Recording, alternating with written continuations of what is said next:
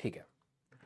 Hello hello hello hello hello hello, good evening good evening good evening everyone, नमस्ते नमस्ते नमस्ते, love you all love you all love you all. तो क्या आप सभी लोगों को मेरी आवाज सही से सुनाई दे रही है और मैं अच्छे से दिखाई दे रहा हूं? तो जल्दी से एक बात थम्स अप और दिल बना दीजिए।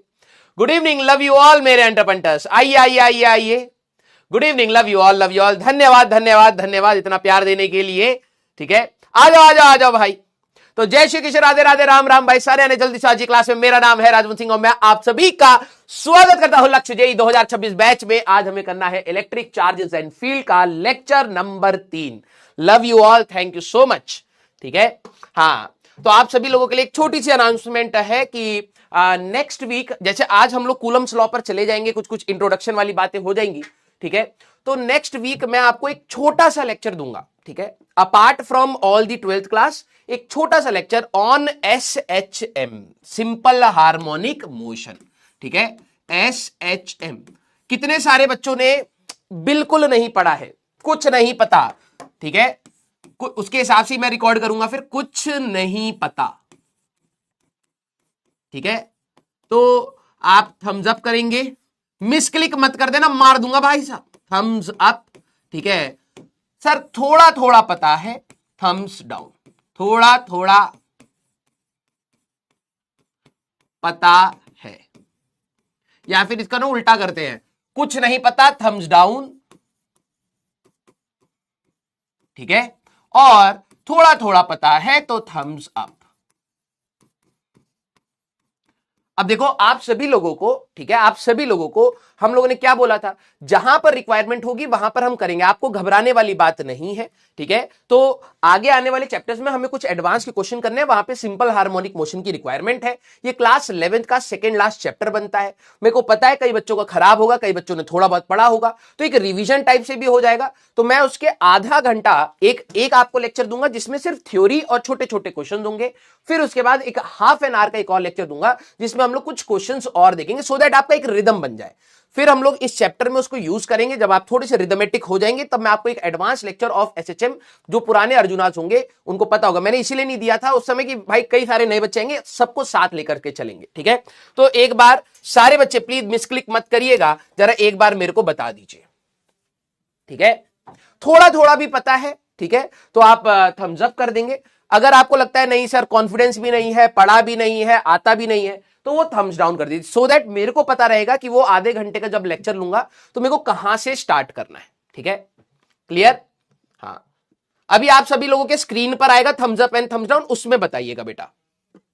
ठीक है, वैसे मेरे स्क्रीन पर जो अभी तक चैट रेट को रीड करके जो आता है, 4300 बच्चों ने बोला है थम्स अप एंड 7500 बच्चों ने थम्स डाउन बोला है। थम्स डाउन मतलब नहीं पता है। ओके, कोई नहीं, मैं आपको बिल्कुल आराम आराम से ले जाऊंगा, आपको घबराने वाली बात नहीं है। और मैं बहुत बल्कि और लेंदी लेक्चर्स आपको नहीं दूंगा, मेरे को पता है उसमें एफिशिएंसी कम रहती है। टू दी पॉइंट, हमें जो चीज चाहिए सर सीखने के लिए उसकी बात करो। हमें कोई डेरिवेशन तो स्कूल में लिखनी नहीं है, हमें कंसेप्ट पता होना चाहिए जिससे हमारे सवाल ना रुके, या फिर 12वीं में हमें दिक्कत आए, उस अप्रोच से हमें पढ़ना है। ठीक है, हाँ, तो ये आ गया है हमारे पास। ठीक है, जरा देख लेते हैं। आ जाओ भाई, बहुत स्लो हो तुम तो, हमारे लक्ष्य के अंटर पंटर जैसा है, देखो। हाँ, अभी बिल्कुल बराबर बराबर है। तो 48% के आसपास ये है और अप्रोक्सीमेटली 51 या 52% के आसपास ये है। ठीक है, तो ये मेरे को थोड़ा सा आइडिया चाहिए था, सो दैट मैं आप लोगों के लिए नेक्स्ट जो भी चीज रिकॉर्ड करूं। ठीक है, अंदाजा मेरे को समझ आ गया कि बिल्कुल देखो 48% मतलब अप्रोक्सीमेटली 50% को नहीं आता है, तो बिल्कुल बेसिक से ही मैं उठाऊंगा, बस इतना जानना था। ठीक है, जिनका पोल नहीं आया, जिनका मिसक्लिक हो गया, टेंशन मत ले, बेसिक से पढ़ाना है, मेरे को ये बात समझ आ गई। ठीक है, चलिए मेरे अंटर पंटर सारे बच्चे, पहले बताइए कि आप लोगों ने प्रॉमिस किया था कि हर दिन का काम हर दिन खत्म करेंगे। क्या आप सभी लोग रिवाइज करके आए हैं, यस और नो? बस आप लोगों को देखो, मैंने क्या कहा था, ज्यादा दिमाग नहीं लगा, आपने पूछा, मैंने आपसे, आपने बता दिया, आप टेंशन फ्री। अब ये बताओ कल की क्लास को आप रिवाइज करके आए हो, हाँ या ना? यस और नो? थोड़ा बहुत भी रिवाइज करोगे तो बहुत ज्यादा बेनिफिट फील होगा। रिवाइज किया है, वेरी गुड वेरी गुड। तो मैं एक क्विक रिकैप आपको लोगों को दे देता हूं। ठीक है, हाँ, फिर हम लोग आज के लेक्चर में जाएंगे। अब बेटा आप ये समझना, जैसे ही हमारे पास ये कूलम्स लॉ स्टार्ट हो जाएगा, जैसे आज का जो हमारे पास ये लेक्चर है, मैं इसको नीचे कर देता हूं, टुडेज गोल, ठीक है। तो आज हम लोग कूलम्स लॉ पर चले जाएंगे। अब कई बच्चों का रहेगा कि सर इस चैप्टर में इसका वेटेज क्या है? अच्छा वेटेज है, अच्छा खासा वेटेज है, ठीक है। मजा आएगा आप लोगों को करने में। जिन बच्चों ने ब्रिज कोर्स करा होगा उनको बहुत सारी चीजें रिलेट होते हुए दिखेंगी। तो मैं छोटे छोटे आपको फिलर्स देता चलूंगा, आप घबराइएगा मत, और उसकी इंपॉर्टेंट एनालिसिस। और आज मोस्ट प्रोबेबली हम लोग क्वेश्चंस पर चले जाएंगे। थ्योरी बहुत ही कम है, लेकिन मेन है अप्लाई करने का। और ये कैटलिस्ट का मैंने आपको कोड लिख रखा है, ठीक है। कुछ क्लासेस तक मैं देता रहूंगा, नए नए बच्चे आते रहते हैं, उनको पता रहेगा। आप लोग प्लीज जैसे ही हमारा इलेक्ट्रोस्टैटिक्स खत्म होगा, दिस इज योर रेस्पॉन्सिबिलिटी है, आप कैटलिस्ट से एक पूरा चैप्टर अच्छे से रीड करेंगे। उसमें डेरिवेशंस है, वो आपको लिख कर देखनी है। बाद में मत रखिएगा कि सर मैं ना बोर्ड्स के समय करूंगा। नहीं बेटा, अभी समझा है, गर्मा गर्म दिमाग में है, उसको लिख करके देखिए। बोर्ड्स के सवाल वही निपटा लीजिए, स्कूल के लोड से आप फ्री हो जाएंगे। क्लियर है क्या? यस, हाँ, क्लियर। आइए, चलिए भाई। तो अब हमारे पास, अच्छा ये तो हमारे पास, इसी में मैं आपको समरी दे देता हूं, ठीक है। इसी में मैं आपको समरी दे देता हूं, ठीक है। अब सारे बच्चे जरा चैट नहीं करेंगे, मैं आपकी चैट रोक रहा हूं। प्लीज इसको एक बार ध्यान से सुनिएगा, ठीक है। हम लोगों ने लास्ट क्लास में चार्जेस के बारे में बात करी थी, है ना। चार्जेस की प्रॉपर्टीज हो गई थी कि वो ट्रांसफर किया जा सकता है, इलेक्ट्रॉन से छोटा चार्ज हो नहीं सकता। जिस पर इलेक्ट्रॉन जाएगा वो नेगेटिव हो जाएगा, जिससे इलेक्ट्रॉन निकलेगा वो हमारे पास पॉजिटिव हो जाएगा। ये एक बहुत इंपॉर्टेंट बात है कि इलेक्ट्रॉन के साथ मास एसोसिएटेड है, तो जिस पर भी इलेक्ट्रॉन जाएगा उसका मास थोड़ा सा बढ़ेगा, बहुत बड़ा नहीं लेकिन थोड़ा सा तो चेंज आएगा। तो नेगेटिव बॉडी का मास बढ़ जाता है, पॉजिटिव बॉडी का मास हमारे पास कम हो जाता है। जब हम लोगों ने कंडक्टर्स की बात करी थी, तो कंडक्टर्स में हो क्या रहा था और इंसुलेटर्स में क्या अंतर था? कंडक्टर्स में हमारे पास जो वैलेंस इलेक्ट्रॉन है, जो आखिरी वाला इलेक्ट्रॉन है, वो फ्री टू मूव होता है। जितने भी पॉजिटिव वाले पार्टिकल वो हमारे पास है, एटम्स हैं, वो कहीं ना कहीं आपके फिक्स रहते हैं, ठीक है। तो electrons are free to move, हम लोगों ने ये बात करी थी।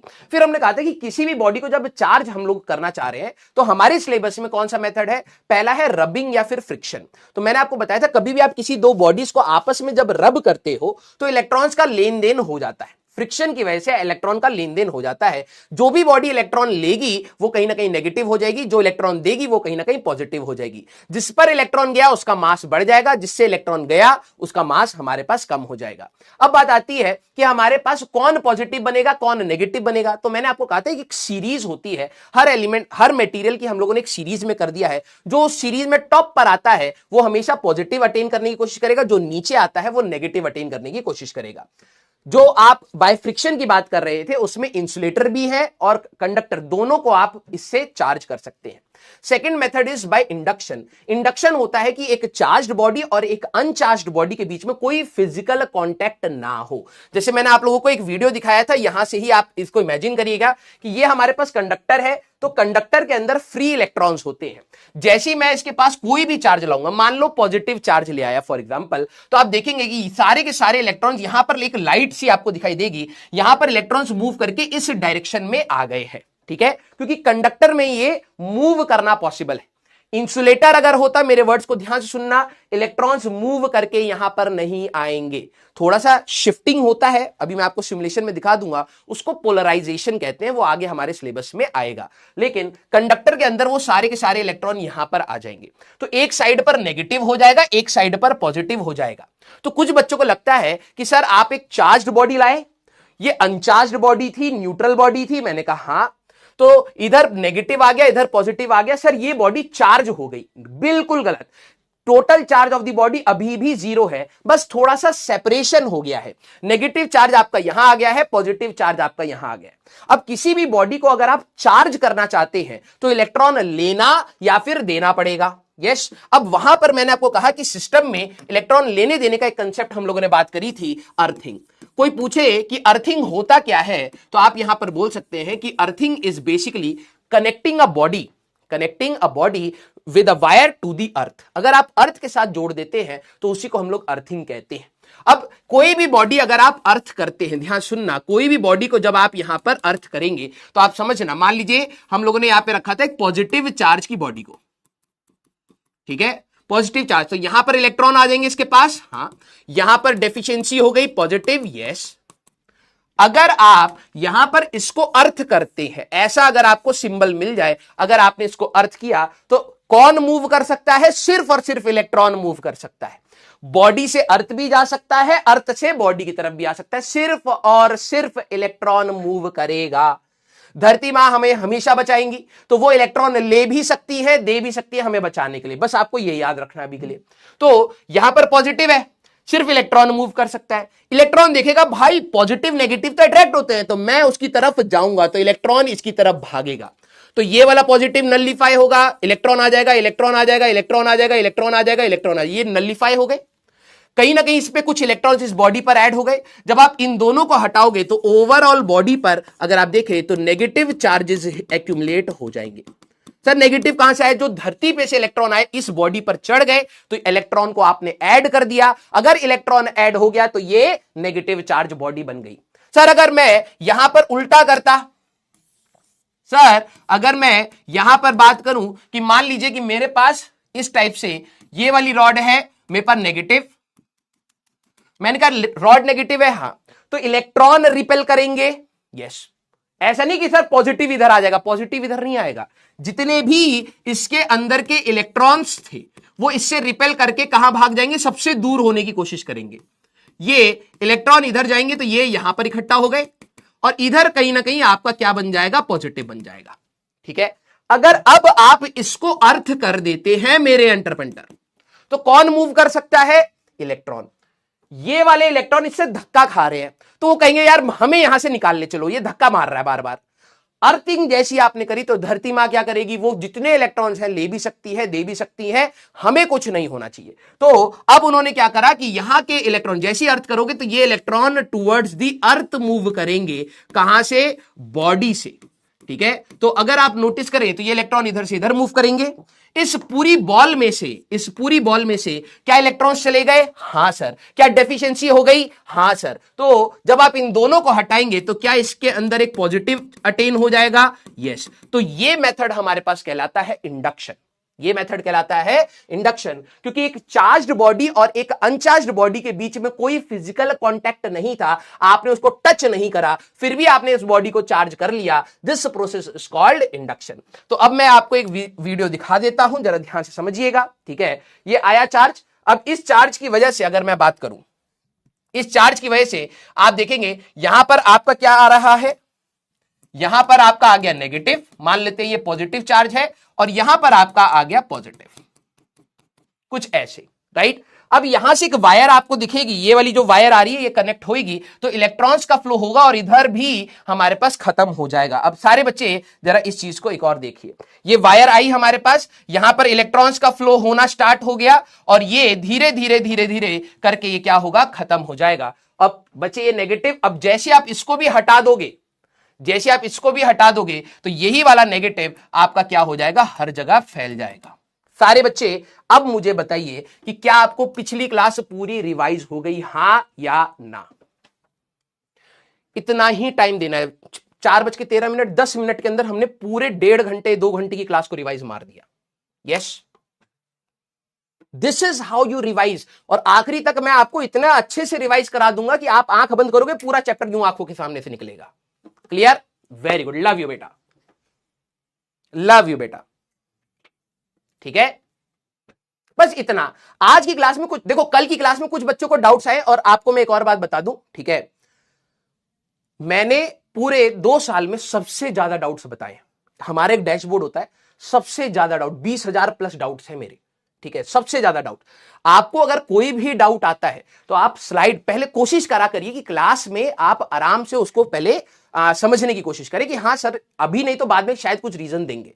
फिर भी अगर आपका डाउट बन जाता है तो आप आराम से स्लाइड को पकड़ करके अपना डाउट पूछ सकते हैं। रात को जनरली मैं आपके डाउट्स लेता हूं, अभी तक अप्रोक्सीमेटली 20,000 डाउट पर्सनली मैंने बच्चों के सॉल्व कर दिए। ठीक है, इस साल मेरा टारगेट है जब पूरा ये साल खत्म होगा तो आई विल मेक श्योर कि ये कम से कम आपके बैच में कुछ नहीं तो 30,000 डाउट होंगे, मैं आपके बताने वाला हूं। लेकिन हाँ, फुल कंसंट्रेशन के साथ आपको क्लास करनी है। क्लियर? यस। हाँ, तो ये है हमारे पास। अब बात आती है, ये एसएचएम वाला आप लोगों ने मेरे को बता दिया क्या करना है। एक होमवर्क मैंने आपको दिया था, ठीक है, कंसेप्ट मैच करना है हमें। ठीक है, कंसेप्ट मैच हमें यहां पर करना है। क्लियर? ओके, हाँ, जो भी आपके डाउट हैं वो आप आराम से लिखेगा, वो आप आराम से लिखेगा और मैं रात को आपको बताऊंगा, ठीक है। एक पीडब्ल्यू का कम्युनिटी सेक्शन भी है। अर्जुना के पुराने बच्चों को यह बात भी पता होगी कि पहले मैं आपके साथ बैठ के रात को आप लोग पढ़ते थे, रात को मैं आपके लिए आरजे स्पेशल के लिए काम करता था, ठीक है। लेकिन बच्चे ना कई बार उस ग्रुप की कहते हैं ना डेकोरम खराब कर दिया, तो मेरा मन हट गया कि यार तुम लोग बच्चों वाली हरकतें करोगे तो फिर मजा नहीं आएगा पढ़ने का, ठीक है। तो अगर आई होप आप लोगों को याद होगा स्टडी विद आरजे, हम लोग रात को बैठते थे 9-10 बजे के आसपास बैठते थे, तो मैं कहता था भाई ये टारगेट कंप्लीट करके ही सोना है। याद आ रहा है? यस। हाँ, तो कम्युनिटी सेक्शन अगर देखो आप लोग कंसंट्रेशन के साथ रहोगे तो मैं आपके साथ वहां पर रात को भी, मेरे को भी बहुत सारे काम होते हैं, अगले दिन की पीपीटी बनानी होती है, मेरा अपना टारगेट है, तुम अपने टारगेट के साथ बैठो, मैं अपने टारगेट के साथ बैठूंगा, दोनों साथ बैठ के करेंगे अपना। क्लियर? यस। चलिए भाई, तो मैं उस पर अपने टारगेट्स भी बताता भाई मैं ये काम करूंगा, तुम अपना देख लो, और मैं जब खत्म होगा तो मैं गुड नाइट करके चला जाऊंगा, राइट। तो कम से कम एटलीस्ट रात के 2 घंटे आप मेरे साथ बैठिए। ओके बेटा, लव यू। एंड अगर आप लोग उसकी डेकोरम मेंटेन करेंगे, बच्चे बहुत उल्टा फुल्टा लिखते थे इसलिए फिर मैं हट गया वहां से, अगर आप लोग डेकोरम मेंटेन करेंगे तो मैं पूरे सेशन आपके साथ बैठने के लिए तैयार हूं, ठीक है। चलिए, बहुत अच्छी। तो अब कंसेप्ट ये हमारे पास क्या है, आराम से करना, कैलकुलेशन डजंट मैटर, बात है कि आपको कंसेप्ट समझ आना चाहिए। When a piece of polythene is rubbed with a wool, मान लो कि ये हमारे पास वूल है बेटा, सारे बच्चे बताएंगे किन किन ने यही लगाया है, इसके साथ आपने पॉलिथीन को रब किया, पॉलिथीन को आपने रब किया। अब कोई भी पॉजिटिव हो सकता है, कोई भी नेगेटिव हो सकता है, वो तो सीरीज बताएगी। सर हमें क्या मतलब कौन पॉजिटिव, कोई मतलब नहीं है।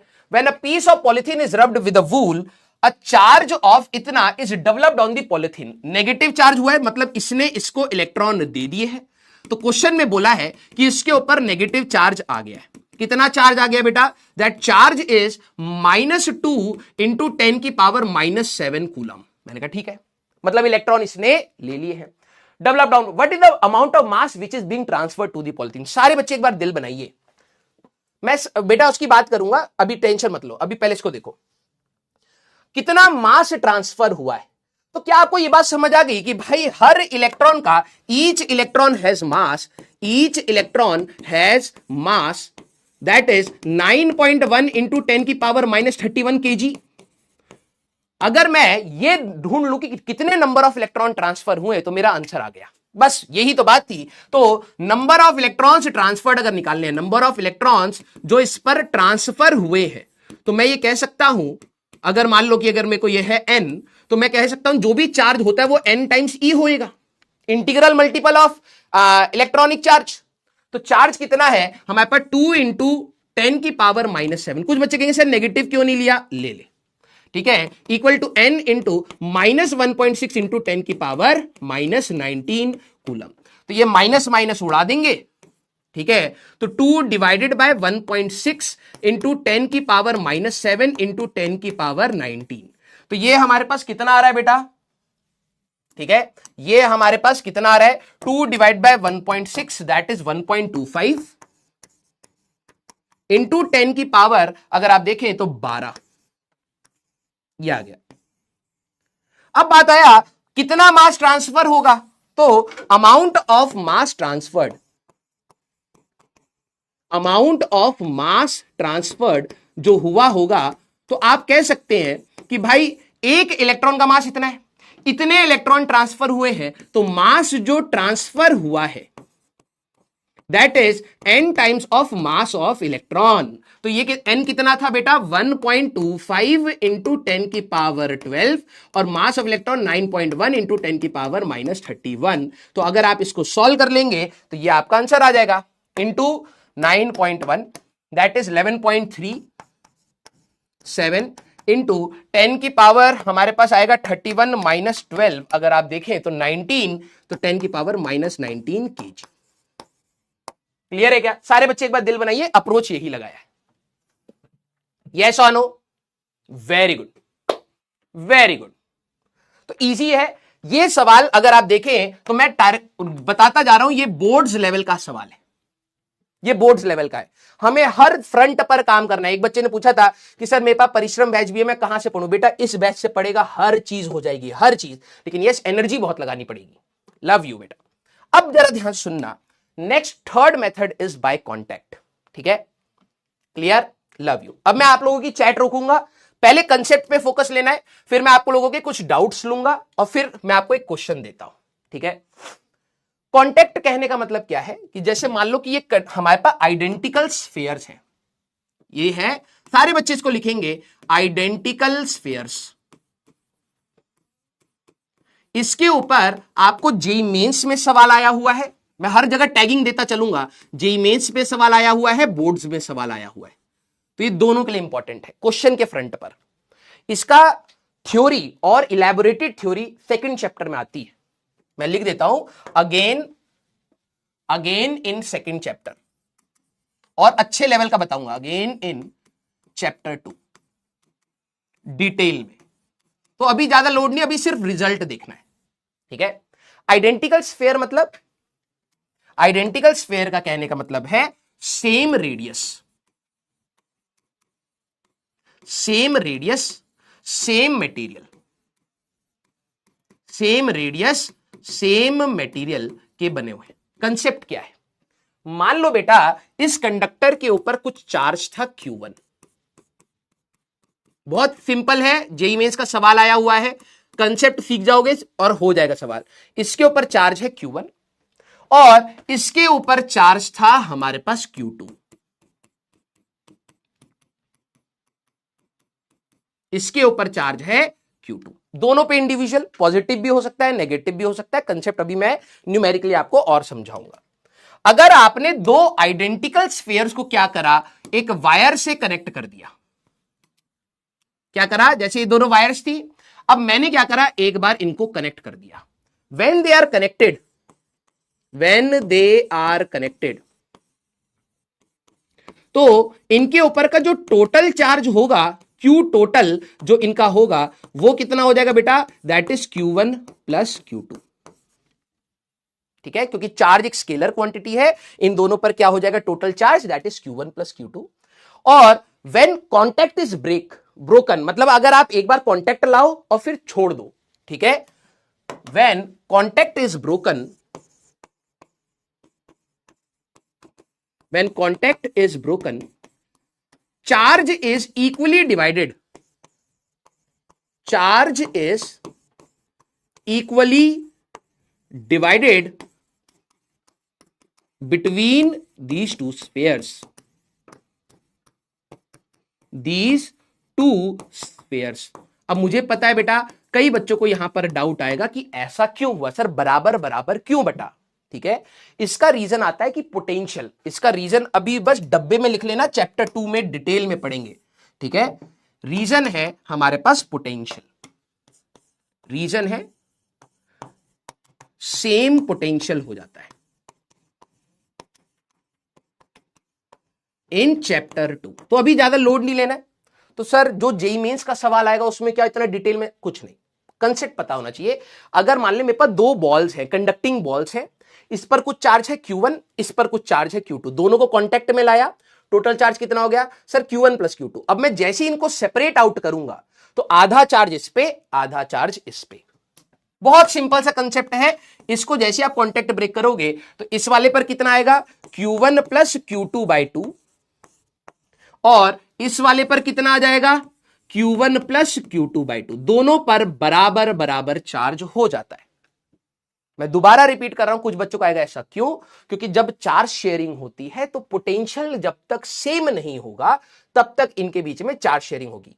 अब मैं वर्ड पोटेंशियल बोलूंगा, कई बच्चे कहेंगे सर ये क्या होता है, इसीलिए उसके अंदर की जो भी गहराइयां हैं, पोटेंशियल, इक्वी पोटेंशियल, जो भी गहराइयां हैं वो चैप्टर 2 में आएगा। तो अभी कुछ लोड नहीं लेना, बस ये पता होना चाहिए अगर दो आइडेंटिकल स्फीयर्स हैं, एक पे चार्ज Q1 एक पे चार्ज Q2, इनको कांटेक्ट लाए तो टोटल चार्ज कितना सर, Q1 प्लस Q2।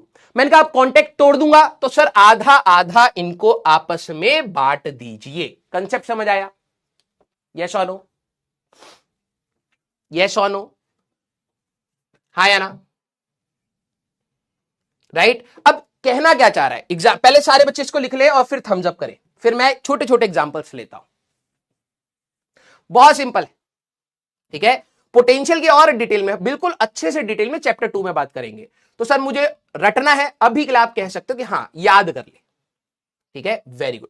अब एग्जाम्पल ले लो सर, मुझे ना थोड़े से एग्जाम्पल बताओ।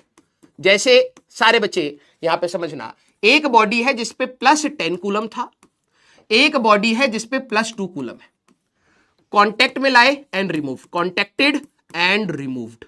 तो फाइनल चार्जेस बताने, रिमूव्ड, फाइनल चार्जेस हमारे पास क्या है, यही पूछा गया है। फाइनल चार्जेस हमारे पास क्या है? एक तो ये आ गया आपका एग्जाम्पल नंबर 2, ठीक है। एग्जाम्पल नंबर 1 हमारे पास, एग्जाम्पल नंबर 2, सर एक बॉडी है हमारे पास +10 कूलम, एक बॉडी है -3 कूलम या -5 कूलम ले लो, ठीक है।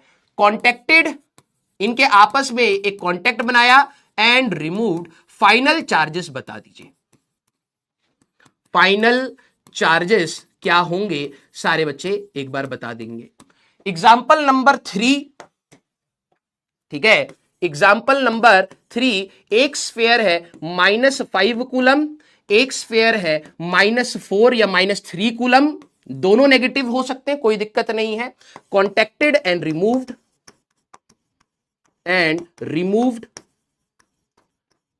फाइनल चार्जेस हमारे पास क्या है ये बता दीजिए, ठीक है। एक और एग्जाम्पल, एग्जाम्पल नंबर 4 हमारे पास -8 कूलम, -2 कूलम, +2 कूलम हमारे पास, कॉन्टेक्टेड एंड रिमूव्ड,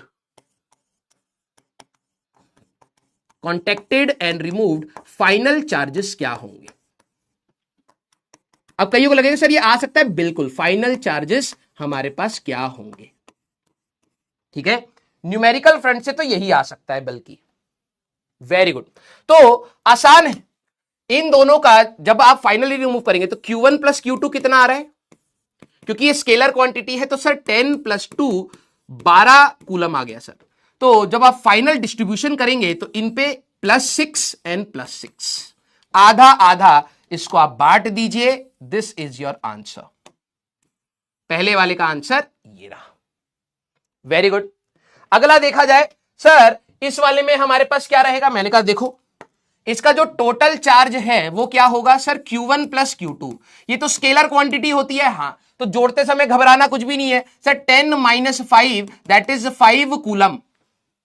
हाँ, अब जैसे आप इनको सेपरेट आउट करेंगे, आधा आधा चार्ज इस पर आएगा +5/2, इस पर आएगा बेटा +5/2, खत्म।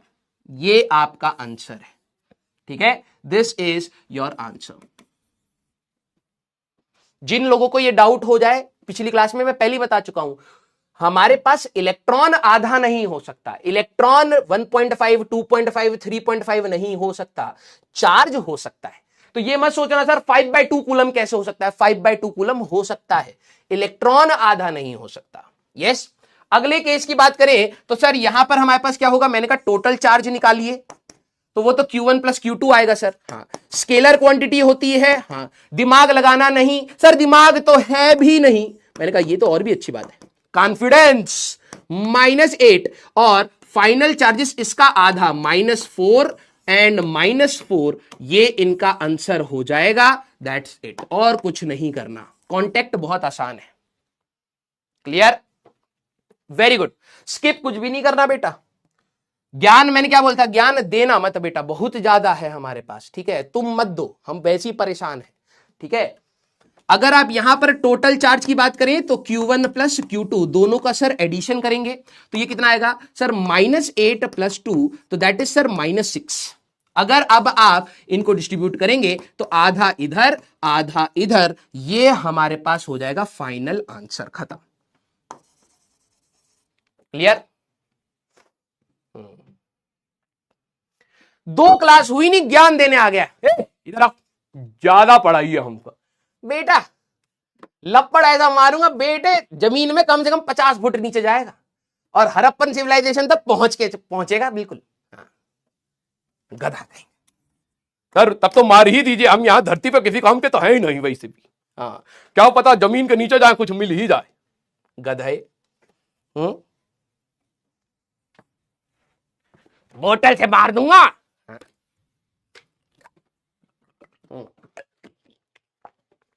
आइए जरा अब इन सवालों के बारे में बताएंगे सारे बच्चे, सिंगल में ही होगा ये, ठीक है। चलिए, हाँ, when a body is earth, when a body is earth connected, हाँ मतलब अर्थिंग कर दिया, electrons from the earth flow into the body, this mean the body is uncharged, charged positively, charged negatively and insulator।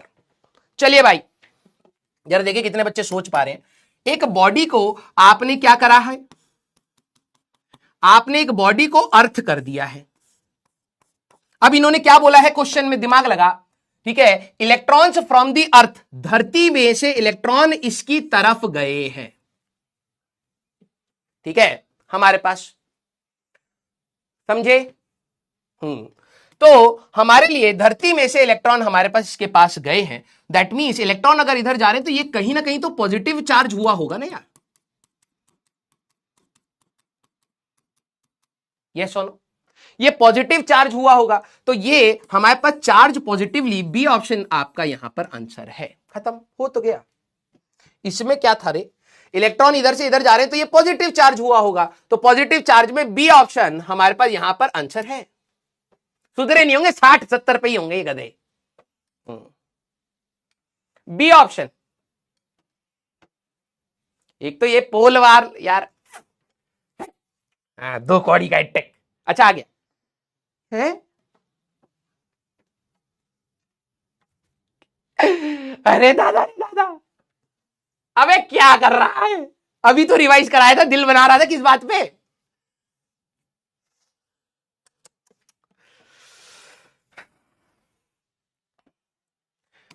भाई मिलवा दो ऐसे बच्चों को, क्लास का गुंडा प्रिंस, देख तो ले, क्लास का गुंडा प्रिंस, सारे बच्चे वेट करिए। ए प्रिंस, फोन उठाओ, हम भी देखे तुम्हारा साम्राज्य कहां है, कहां कुर्सी लगा के बैठे हो। इनका भी सभा बैठा होगा ना, प्रिंस है, राजा है। ए प्रिंस, हाँ शक्ल दिखा दो, मैं बता रहा हूं इसकी ना, नाम से मेरे को जो लग रहा है इसके बिल्कुल मिलिट्री कट के बाल होंगे, बनियान गर्मी में बैठा होगा, ठीक है। फोन उठाओ,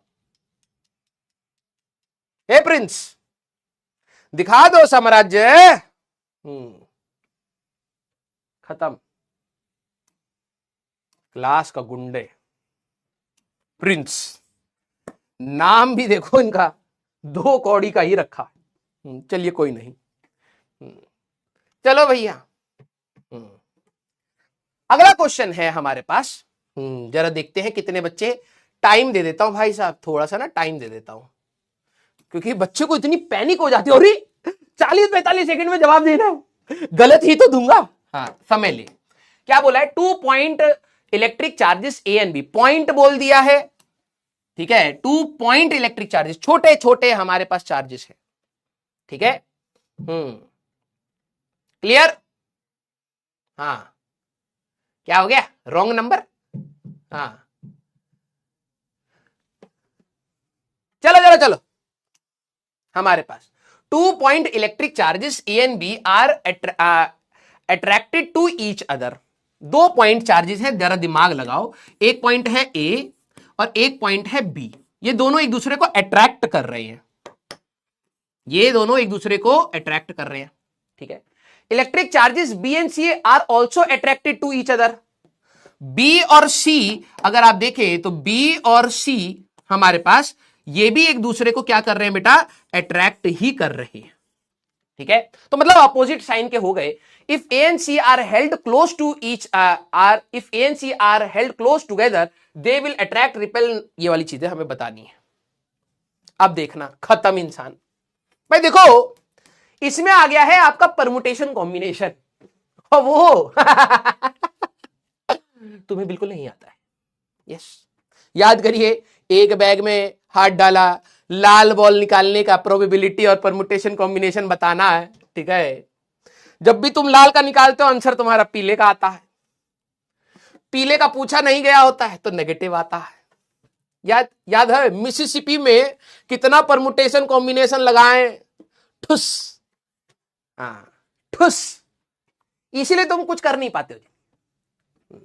अब यहां पर भी कुछ परमुटेशन कॉम्बिनेशन, जैसे मान लो कि तुम्हें लग रहा है कि यार ये एक पॉजिटिव बी अगर पॉजिटिव चार्ज है, for example I am saying ये दोनों अट्रैक्ट कर रहे हैं तो ए को क्या होना पड़ेगा सर नेगेटिव, ये दोनों अट्रैक्ट कर रहे हैं तो सी को क्या होना पड़ेगा नेगेटिव, तभी तो अट्रैक्ट करेंगे। हाँ तो इस केस में अगर आप देखें तो A and C will have same sign, will have same sign, और अगर ये दोनों सेम साइन के हैं तो लाइक चार्जेस हमेशा रिपेल ही तो करेंगे एक दूसरे को। यस, तो B option that is going to be your answer. हाँ एक तो इनका भैया मिसक्लिक नहीं खत्म हो रहा है, चलिए जरा देखा जाए। हे भगवान 70 तक पहुंचा दे, हे जगन्नाथ। हाँ आ रहा है। कुछ बच्चों को अगर ये डाउट हो सर आपने इसको पॉजिटिव क्यों लिया, बेटा इतना पौ तू कैसे कर गया है एक ही साल में। ये दोनों अट्रैक्ट कर रहे हैं और बी वाला और सी वाला ये भी एक दूसरे को अट्रैक्ट कर रहे हैं। हाँ सर मान ले बी अब नेगेटिव है, ठीक है, बी हमारे पास कितना आया है, अभी भी 70 नहीं पहुंचे। अबे 75 से नीचे तो एनआईटी और कुछ नहीं मिलता है। हाँ अभी पहुंचा दे टेंशन ना लीजिए, इसलिए कैटलिस्ट 10 दिए हैं तुम्हें।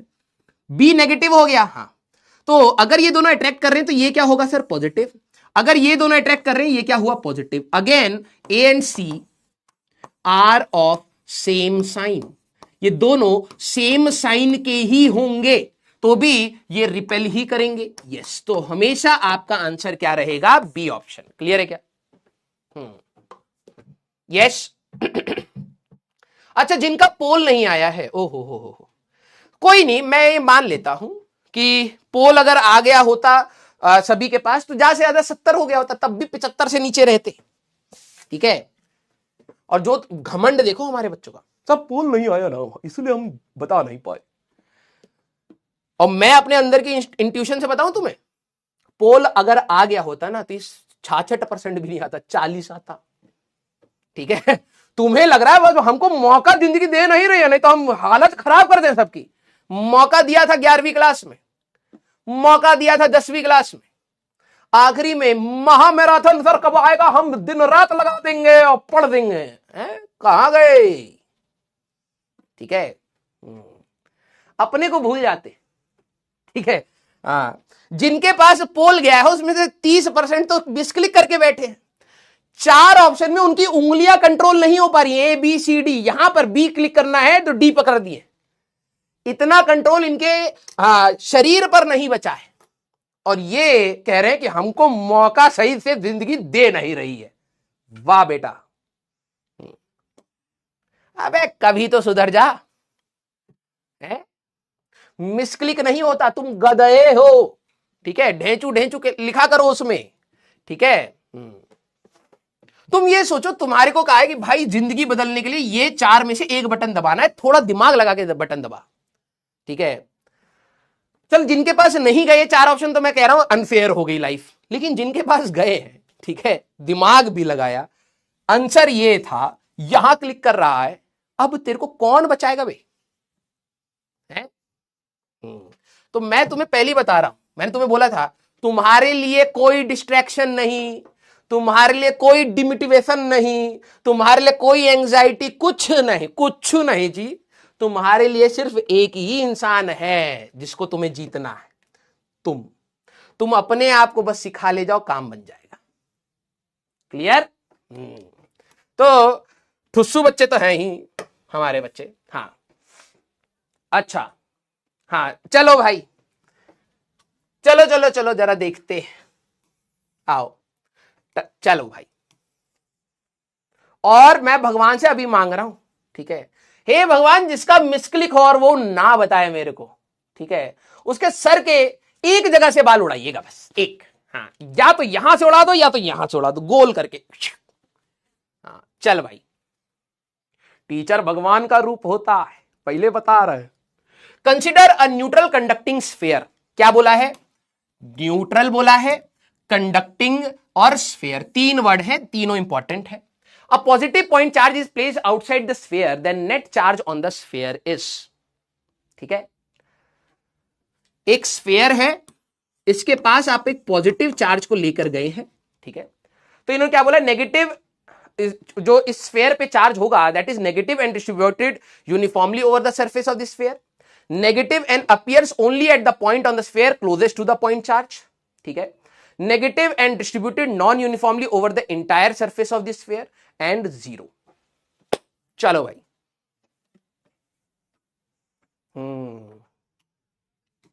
क्या आंसर आ रहा है आप लोगों का? अब देखो क्या होगा, यहां पर पॉजिटिव आएगा तो नो डाउट नेगेटिव आ जाएगा सर, यहां नेगेटिव होगा तो यहां पर पॉजिटिव ही आएगा। यस, तो टोटल चार्ज जो इसके ऊपर है that should be again zero. दिमाग लगा लेना प्लीज। इन्होंने कहा है नेट चार्ज बताना। कुछ बच्चे कहते हैं सर यहां नेगेटिव आ तो गया, बोला है negative and appears only at the point on the sphere closest to the point. अबे गधे, इन्होंने नेट चार्ज की बात पूछी है, टोटल चार्ज। ये पहले न्यूट्रल था, बाद में भी न्यूट्रल रहेगा, बस चार्जेस सेपरेट आउट हो गए हैं, अभी भी टोटल चार्ज आपका डी ऑप्शन ही रहेगा। अब मैं तेरे को मौका दे रहा हूं, देख टाइम लैग होगा, 1-2 सेकंड का टाइम लैग होगा, 10 सेकंड का। डी दबा दे, डी। ठीक है, ढेंचू ढेंचू डी दबा। अभी भी 100% नहीं ला पाएंगे। मैं तेरे को आंसर बता दिया, सब बता दिया, डी दबा दे। चल देखो तुम्हारे, तुम कहते हो सर इतना कंपटीशन है हमें एंग्जाइटी। अबे कोई कंपटीशन है ही नहीं, बच्चों के पास चाकू है अपने पेट में मारे जा रहे। कोई ये सब कंपटीशन नहीं है। ठीक है, डी दबा दे। चल तुम्हें बस में भीड़ देख के डर लगता है। आंसर बता दिया, तेरे को समय दे रहा हूं चीटिंग करने का, डी दबा दे। चल ठीक है,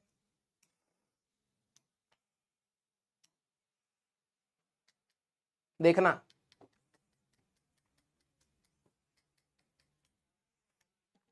आएगा आएगा आएगा। ये भी तो डर गया ना भाई, इतने गधे कैसे हो सकते हैं। ये भी आपस में कंप्यूटर बैठ के बता रहे थे, बाप रे बाप आज कहा देखे जी, ऐसा ऐसा सवाल का बच्चा ऐसा ऐसा जवाब दे रहा।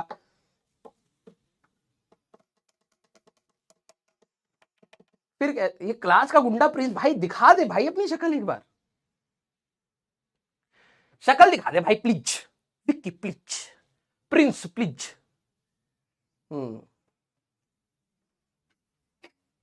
एक बार देख ले, शक्ल दिखा दे भाई।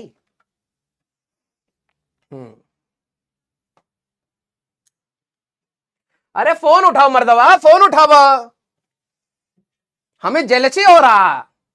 ये राजा है, हमको राजा से मिलना था भैया। अब इंडिपेंडेंस के बाद ज्यादा कुछ बचा नहीं है ना, तो एक मिल गया तो बात करना चाहिए। क्या पता हमको साम्राज्य में कुछ दे दे। ए प्रिंस, ये मेडल ले जाओ, यहाँ पे गोल्ड मेडल मिला है, हम दे रहे हैं। नहीं फोन उठाएगा, नहीं फोन उठाएगा, नहाया होगा नहीं। ठीक है, शक्ल दिखा देगा, फेमस हो जाएगा गंदा वाला। चलो कोई नहीं, नहीं उठावे, नहीं उठाएंगे ये सब। लिखने में हमारा बच्चा बहुत तेज। ठीक है, क्लास का गुंडा ये वो, बोलेगा भैया लाओ कट्टा दिखाओ अपना, तो पेंसिल निकालेगा। यही हम क्लास के थे ना, मार्केट में नहीं है, मार्केट में तो पिट के आते हैं हर बार। हाँ, तो क्लास में सर हमारा शक्ल जाता नहीं है, कोई जानता नहीं है, तो हम स्पैम करते रहते हैं। हाँ गधा कहीं, मजाक करो, अच्छी बात है, जवाब दे रहा है भाई साहब। डिमोटिवेटेड नहीं फील कराना चाहिए। वैसे डिमोटिवेटेड फील भी कैसे करें, राजा है राजा। ठीक है, हाँ आइए चलिए भाई, अब आप सभी लोगों की यहां पर एक बार मैं कुछ देख लेता हूं, डाउट्स अगर आप लोगों के कुछ हैं। What is catalyst sir? Catalyst physics की एक किताब है बेटा, जो बोर्ड्स में, क्योंकि आप लोगों को पता है 75% से नीचे आएगा तो जेई मेंस एंड एडवांस के लिए आप एलिजिबल नहीं होते। तो हमारे को, और फिजिक्स का पेपर कठिन आता है, तो बोर्ड्स की जैसे जैसे हम तैयारी कर रहे हैं, इसी के नोट्स आपके बोर्ड्स ओरिएंटेड होकर के, और बोर्ड्स के पीवाईक्यूज के साथ एक किताब है, उसको आप चैप्टर बाय चैप्टर जैसे जैसे मैं कराता जाऊंगा वैसे वैसे उसको निपटाते चलिएगा, बाद में बर्डन फील नहीं होगा, वो है। ठीक है सर, एक डुट है, ब्लॉक हो जाओ। मजा तो आता है यार। हाँ सर, मुझसे क्वेश्चन नहीं सॉल्व हो रहे, तो किसी और से करा लियो और चीटिंग करियो, ठीक है, बट समय दे, ठीक है। सर इलेक्ट्रॉन धरती से बॉडी पर आएगा तो नेगेटिवली चार्ज होगा। अबे भाई बॉडी पर आ रहा है, क्यों आएगा? क्योंकि वहां पॉजिटिव होगा ना, तभी तो उसकी तरफ आएगा। पहले से ही नेगेटिव होगा तो बॉडी से अर्थ की तरफ चला जाएगा। अगर इलेक्ट्रॉन धरती से बॉडी की तरफ आ रहा है तो ऑब्वियस सी बात है वहां पॉजिटिव हुआ होगा तभी तो आ रहा है ना। तो बॉडी कौन सी हुई? बॉडी हुई हमारे पास पॉजिटिवली चार्ज्ड, ठीक है। हाँ, वीडियो कॉल प्लीज डिलीट। हाँ, लव यू बेटा। Sir C is point charge isn't mention, only A and B. हाँ, अरे क्वेश्चन में पॉइंट चार्ज बोल दिया। देखो जब तक वो मेंशन नहीं करेंगे कि बड़ा चार्ज है तब तक आपको पॉइंट चार्ज लेकर ही चलना है, ठीक है। हाँ, if C is not a point charge तब ऑप्शंस और हो सकते हैं, लेकिन हमारे पास पॉइंट, क्वेश्चन में एक जगह लिख दिया पॉइंट तो पॉइंट ही लेकर के चलोगे, ठीक है। Sir I am focused student, please help, IIT Delhi लूं या Bombay, I am in huge dilemma. बेटा ये ऐसा होने लग गया है कि 11वीं पास होते ही जैसे तुम 12वीं में आए हो तो आईटी वाले फोन लगा देते हैं, इसको बुला लियो। हाँ बुला लियो, यहाँ हमारे कॉलेज में ना बहुत तेज तेज लड़का आता है, तो मनोरंजन के लिए कोई गधा चाहिए होता है। तो एक काम करिए, देवांश को ना 12वीं का एग्जाम से ना पहले ही बुला लीजिए। हाँ यहाँ सब एंटी रैगिंग हो गया, बच्चा मजा कैसे लेगा? तो देवांश को बीच में डाल देंगे, खा जाएगा ना बच्चा को। अबे गधे इंसान, हट। हाँ थैंक यू सो मच बेटा, थैंक यू सो मच, ठीक है। हाँ की बात हुई है क्या इलेक्ट्रॉन डेमे के बाद तो बॉडी न्यूट्रल होगी ना। अब इस पे युवराज बेटा अभी मैंने क्या बोला वो चैप्टर 2 में आएगा। अब पोटेंशियल वर्ड आता है, इलेक्ट्रॉन कब तक बॉडी में आएगा? कुछ बच्चे कहें सर इलेक्ट्रॉन बॉडी में आए आते ही जा रहे हैं, आते। अबे नहीं, ऐसा नहीं होता। जब तक बॉडी का पोटेंशियल हमारे पास अर्थ करोगे तो बॉडी का पोटेंशियल 0 होना चाहिए। क्योंकि कई सारे बच्चों को अभी पोटेंशियल वर्ड नहीं पता है तो मैं उसको बहुत डिटेल में नहीं बता पाऊंगा, वो चैप्टर 2 में डिटेल में आ जाएगा, ठीक है।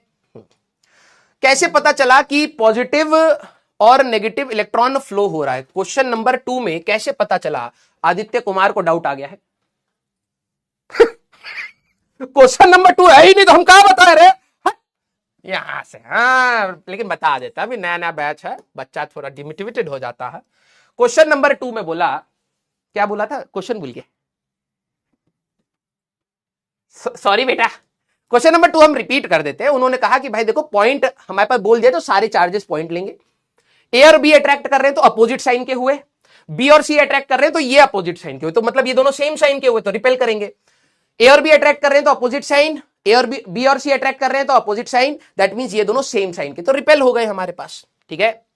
हाँ बेटा जहां से सही लगे वहां से पढ़ो, लेकिन पढ़ते रहो बस, ठीक है। हाँ नहीं बोला है लेकिन आपको लेकर के चलना है, बहुत अंग्रेजी सीख गया है, ठीक है। हाँ चलिए भाई, मेजॉरिटी बच्चा समझ गया है, ठीक है। आइए अब मैं आप सभी लोगों की यहां पर चोंच रोकूंगा, क्योंकि हमारा बच्चा चोंच लड़ाने में बिल्कुल फेमस है, ठीक है। हाँ अभी थोड़ा सा इधर उधर हो, कहां जा रही हो, नंबर देके जाओ, ठीक है। हफ्ता वसूली करने लगता है तो बहुत चोंच लड़ाते हो। जैसे ही मैं फोकस करूंगा पढ़ाने पे तुम लगाओगे चोंच, और आखिरी में आपकी पापा उसी चोंच को तोड़ देंगे। तो हम आपकी चोंच बचाने के लिए आपकी चैट रोक रहे हैं, सारा फोकस मेरे पर, सीरियस, ठीक है। कूलम्स लॉ देखो, क्लास 11वीं याद करो। सर याद तो आ रहा है, बहुत बुरा फेल हुए थे, बहुत बुरा। हाँ हम तो सोचे थे सर आग लगा देंगे, आग लगाई थी पापा ने, हाँ खोपड़ियां जला दी मार के। याद करिए ग्रेविटेशन चैप्टर, ठीक है, क्लास 11th, जहां तुम घुसे थे भाई साहब 10वीं क्लास में मेरा 82% है, 82 रौला काट दिए थे मार्केट में 82%। 11वीं में उल्टा 28% बने थे तेरे, फेल हो गया था। तो वहां पर जब तू 11वीं क्लास में इधर उधर बकैती कर रहा था, रौला काट रहा था, फेल हो रहा था, पिट रहा था, उसी समय एक चैप्टर पढ़ाया गया था ग्रेविटेशन, ठीक है। 2 point particles mass m1 and mass m2, जब 2 पॉइंट पार्टिकल्स इनके बीच का डिस्टेंस r है, क्या बोला? पॉइंट मासेस, ये बड़े बड़े मासेस नहीं है, रॉड, रिंग, डिस्क, ऐसा कुछ नहीं। Point masses M1 and M2 जिनको R डिस्टेंस से सेपरेट करा है, तो ये हमेशा ऑलवेज एक दूसरे को अट्रैक्ट करते हैं। ग्रेविटेशन फोर्स हमेशा अट्रैक्टिव होता है। This force is directly proportional to the product of the masses and inversely proportional to the square of the distance between them. जब आप ये प्रोपोर्शनैलिटी कांस्टेंट हटाते हैं तो एक हमारे पास कांस्टेंट आता है Gm1m2 डिवाइडेड बाय R का स्क्वायर। याद आया हमारे पास? इसको हमारे लिए अगर देखा जाए तो इसमें जो G है, this is universal gravitation constant, gravitational constant, ठीक है। और दूसरी बात, ये हमेशा आपका अट्रैक्टिव ही होगा, ये हमेशा एक दूसरे को अट्रैक्ट ही करने का फोर्स होगा। सर ऐसा क्यों होता है? हमने ये नेचर में पाया है, ठीक है। तो ये हमेशा अट्रैक्टिव होता है। अब कूलम्स लॉ क्या कहता है? जो चीज आपकी ग्रेविटेशन में मासेस के लिए है, वही सेम चीज ये हमारे पास force of interaction between charges के बारे में है। Force of interaction between charges के ऊपर है। क्या कहना चाह रहा है सर? ये कहना चाह रहा है कि देखो, तुम लोग अभी तक ये बात पढ़ चुके हो कि like charges repel each other, unlike charges attract each other. आराम आराम से पढ़ाऊंगा, सारी बातों को फोकस करना, आराम आराम से लिखना, ठीक है। जो कैटलिस्ट वाले बच्चे होंगे उनके शायद नोट्स में भी होगा, तो अगर आप पूरा फोकस दिमाग सुनने में लगा रहे हो तो और भी अच्छी बात है। दो चार्जेस, पॉइंट चार्जेस हमारे पास अट्रैक्ट और रिपेल दोनों कर सकते। ग्रेविटेशन में हमेशा अट्रैक्शन है, यहां पे अट्रैक्ट और रिपेल कर सकते। कितना फोर्स होता है उसके बारे में यह बताता है। मान लीजिए कि मेरे पास दो चार्जेस हैं, एक है Q1 और एक है हमारे पास Q2, ठीक है। इनके बीच का जो डिस्टेंस है बेटा, दैट इज R। क्या है? That is R। क्लियर? तो हमारे पास कूलम्स लॉ हमारे पास क्या कहता है, ध्यान सुनना। स्टेटमेंट क्या है? Statement is important. Force of interaction, force of interaction, sir ये लिखना है बिल्कुल, interaction between two point charges, between two point charges, ठीक है, is directly proportional to, directly proportional to product of the charges, product of charges and inversely proportional to, and inversely proportional to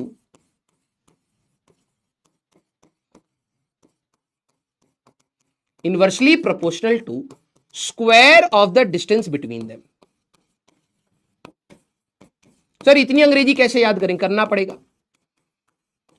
between them, जैसे बेटा बहुत सीधी बात है, बहुत simple है। Gravitation में दो पार्टिकल, मासेस के लिए है, ये चार्जेस के लिए है। सिमिलैरिटी क्या है? ये पॉइंट मासेस छोटे छोटे मासेस के लिए है, ये भी पॉइंट चार्जेस के लिए है। इस वाली लाइन को भूलना मत, बाद में इंटीग्रेशन आएगा। एक रॉड और एक पॉइंट मास के पॉइंट चार्ज के बीच का फोर्स जब लिखेंगे तो हमें इंटीग्रेशन करना पड़ेगा। छोटे छोटे अगर कोई भी दो चार्जेस है तो ये एक दूसरे पर फोर्स लगाते हैं। हां सर, होता कितना है सर? अभी तो आपने बताया नहीं।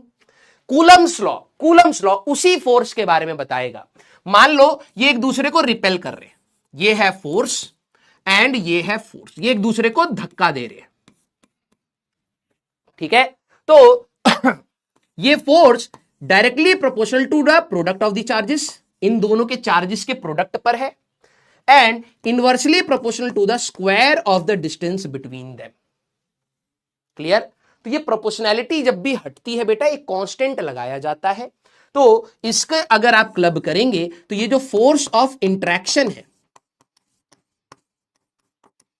इंटरेक्शन कहने का मतलब अट्रैक्शन भी हो सकता है, रिपल्शन भी, अट्रैक्शन स्लैश रिपल्शन,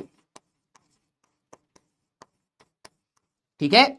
ये हमारे पास आता है बेटा इस के Q1 Q2 divided by R का स्क्वायर। ये फॉर्मूला क्या आता है बेटा? के Q1 Q2 बाय R का स्क्वायर। के क्या है अभी उसके बारे में बात करेंगे। Q1 चार्ज है, Q2 चार्ज है, R सेपरेशन है, ठीक है, एंड K हमारे पास प्रोपोर्शनैलिटी कांस्टेंट है। सारे बच्चे एक बार इसको लिखेंगे, आराम से लिखें, मैं कोई जल्दबाजी में नहीं पढ़ाना चाहता। अब देखना, सिर्फ एक फॉर्मूला और तुम्हारी बैंड बजा देगा ये फॉर्मूला। क्या बात कर रहे हो सर? बिल्कुल, अब मैं कोई मजाक नहीं करूंगा, इधर उधर कुछ भी नहीं, ठीक है। इस फॉर्मूले को 3-4 क्लास तक हमें ऐसे यूज करना है, तुम्हें पटक पटक के मारेगा। सिर्फ एक फॉर्मूला देखना, यही होता है कुछ पूरे इलेक्ट्रोस्टैटिक्स में। अगर तू देखेगा तो एक फॉर्मूले से तेरे को कितना तंग किया जा सकता है, ठीक है। अभी मैं के पर आ रहा हूं, ये क्या है के, उसके बारे में आ रहा हूं, आराम से लिखिए, ठीक है। ग्रेविटेशन और ये तो सर एक जैसे दिख रहे हैं, हाँ ऑलमोस्ट सेम ही है, बट डिफरेंस क्या क्या है सर? ये पॉइंट मासेस के लिए है, हाँ, ये चार्जेस के लिए है, यस। दूसरी बात सर, ये पॉइंट मासेस के लिए है छोटे छोटे, ये छोटे छोटे चार्जेस के लिए है। ग्रेविटेशन फोर्स हमेशा अट्रैक्शन फोर्स रहता है, ये अट्रैक्शन और रिपल्शन दोनों हो सकता है। तो वहां पर G m1 m2 by r square, यहां पर K q1 q2 by r square. q1 q2 क्या थे? इनके चार्जेस कूलम में, r इनके बीच का डिस्टेंस मीटर में, और K हमारे पास एक प्रोपोर्शनैलिटी कांस्टेंट, यूनिवर्सल कांस्टेंट नहीं, प्रोपोर्शनैलिटी कांस्टेंट है। अभी उसके बारे में बात करते हैं, क्लियर है क्या? यस और नो सारे बच्चे? हाँ अभी आ रहे हैं। K क्या होता है उसके बारे में आ रहे हैं, पहले इसको लिख लीजिए। Done, very good, add on करेंगे। अब मैं फिर आपकी चैट रोक रहा हूं क्योंकि कोई इंपॉर्टेंट चीज मिस नहीं होनी चाहिए बेटा। तो मैंने अभी आपको क्या बताया, जब दो छोटे छोटे चार्जेस है Q1 और Q2, इनके बीच का सेपरेशन हमारे पास क्या है बेटा? R। इनके बीच का सेपरेशन इज R। तो अगर ये लाइक चार्जेस हुए, अगर ये लाइक चार्जेस हुए तो ये क्या करेंगे सर? रिपेल करेंगे, ठीक है। और ये अनलाइक चार्जेस हुए तो सर ये एक दूसरे को अट्रैक्ट करेंगे, ठीक है। पहला इंपॉर्टेंट पॉइंट, ये अट्रैक्ट करेंगे। एग्जाम्पल ले रहा हूं, ध्यान से सुनना। बहुत सारे बच्चे बाद में जाकर के इसका रायता फैला देते, इसलिए मैं बिल्कुल आराम आराम से बात कर रहा हूं। एग्जाम्पल में क्या था? एग्जाम्पल ए के लिए एग्जाम्पल क्या है? एग्जाम्पल ये है, पहला इसमें मैं ले लेता हूं ए या 1। अगर मान लो कि एक चार्ज था +2 कूलम और r डिस्टेंस पर एक और चार्ज है +3 कूलम, इनके बीच का फोर्स लिखना है।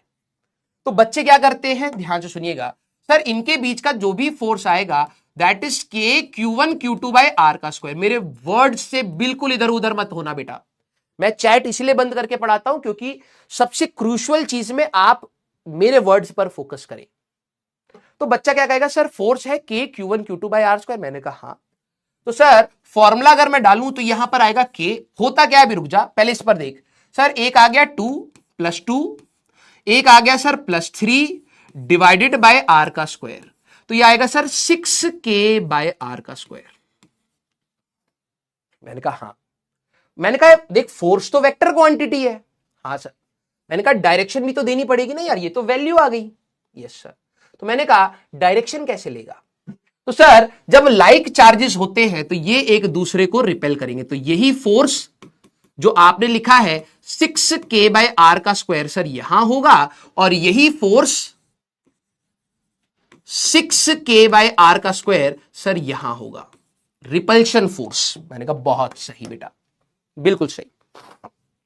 सेकंड केस जरा ध्यान से देखना, अभी डिफरेंस पता लगेगा। मैंने कहा एक चार्ज था -2 कूलम और हमारे पास एक चार्ज है -3 कूलम। अब दोनों नेगेटिव है, डेटा वही ले रहा हूं, बस साइन का देखना अंतर है। दोनों नेगेटिव है, तो नेगेटिव नेगेटिव क्या करेंगे सर? ये भी रिपेल करेंगे। मैंने कहा अच्छा, फोर्स लिख बेटा इसका, r डिस्टेंस पर ही है, ठीक है। फोर्स लिख, तो तू कहेगा सर फोर्स लिखना है, हाँ। तो K Q1 है -2, Q2 है -3 डिवाइडेड बाय r का स्क्वायर। यस, तो सर ये भी आ गया 6K by r का स्क्वायर। ये भी सर वही आ गया। मैंने कहा अच्छा, क्योंकि फोर्स वेक्टर है तो डायरेक्शन क्या होगी?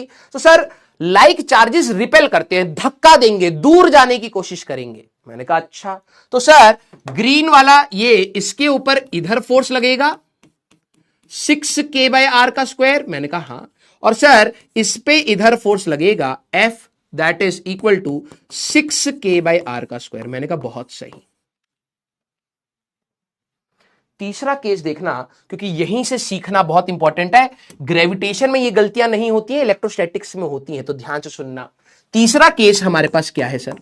मैंने कहा एक पॉजिटिव ले ले +2 कूलम और एक को नेगेटिव ले ले -3 कूलम। समझ? और मैं इसकी समरी दूंगा, मैंने बहुत बच्चों को इसमें सफर करते हुए देखा है। इतनी माइन्यूट सी चीज होती है, ध्यान ही नहीं देते हैं। एक पॉजिटिव है, एक नेगेटिव। तेरे को इसको नेगेटिव लेना ले सकता, कोई अलग बात नहीं है, आर डिस्टेंस पर। तो मैंने कहा भाई फोर्स बता, तो सर फोर्स की वैल्यू आएगी दैट इज के, एक चार्ज है +2, एक चार्ज है -3 डिवाइडेड बाय आर का स्क्वायर। कितना आएगा सर? -6k/r का स्क्वायर। पहला डाउट जो जेन्युइन बनता है, इसके अलावा बन रहे हैं तो फर्जी डाउट। पहला डाउट, सर फोर्स नेगेटिव कैसे हो सकता है? फोर्स नेगेटिव कैसे हो सकता है? बेटा स्केलर क्वांटिटी आपके लिए नेगेटिव नहीं, मास नेगेटिव नहीं हो सकता, टाइम नेगेटिव नहीं हो सकता, लेंथ नहीं हो सकता, लेकिन वेक्टर क्वांटिटीज नेगेटिव हो सकती हैं। डिस्प्लेसमेंट नेगेटिव हो सकता था, वेलोसिटी नेगेटिव होती है, एक्सेलरेशन नेगेटिव होता है, मोमेंटम नेगेटिव होता है, फोर्स नेगेटिव होता है। Vector quantities can be negative. Negative क्या बताता है? डायरेक्शन। पहली बात, नेगेटिव मतलब हमारे पास यहां था डायरेक्शन, 0 से छोटा नहीं है ये डायरेक्शन का रिप्रेजेंटेशन है। क्लियर हुई? मतलब फोर्स लग कितना रहा है, मैग्नीट्यूड ऑफ द फोर्स अगर मैं तेरे से यहां पर पूछूं मैग्नीट्यूड कितना है, मैग्नीट्यूड तो सर 6k/r का स्क्वायर है। मैग्नीट्यूड तो ये है, माइनस डायरेक्शन है। समझा? तो अगर मैं तेरे को बोलूं कि भाई एक बात बता, एक पॉजिटिव है और एक नेगेटिव, ये अट्रैक्ट करेंगे या रिपेल? Sir attract. तो एक्चुअली में अब जरा देख,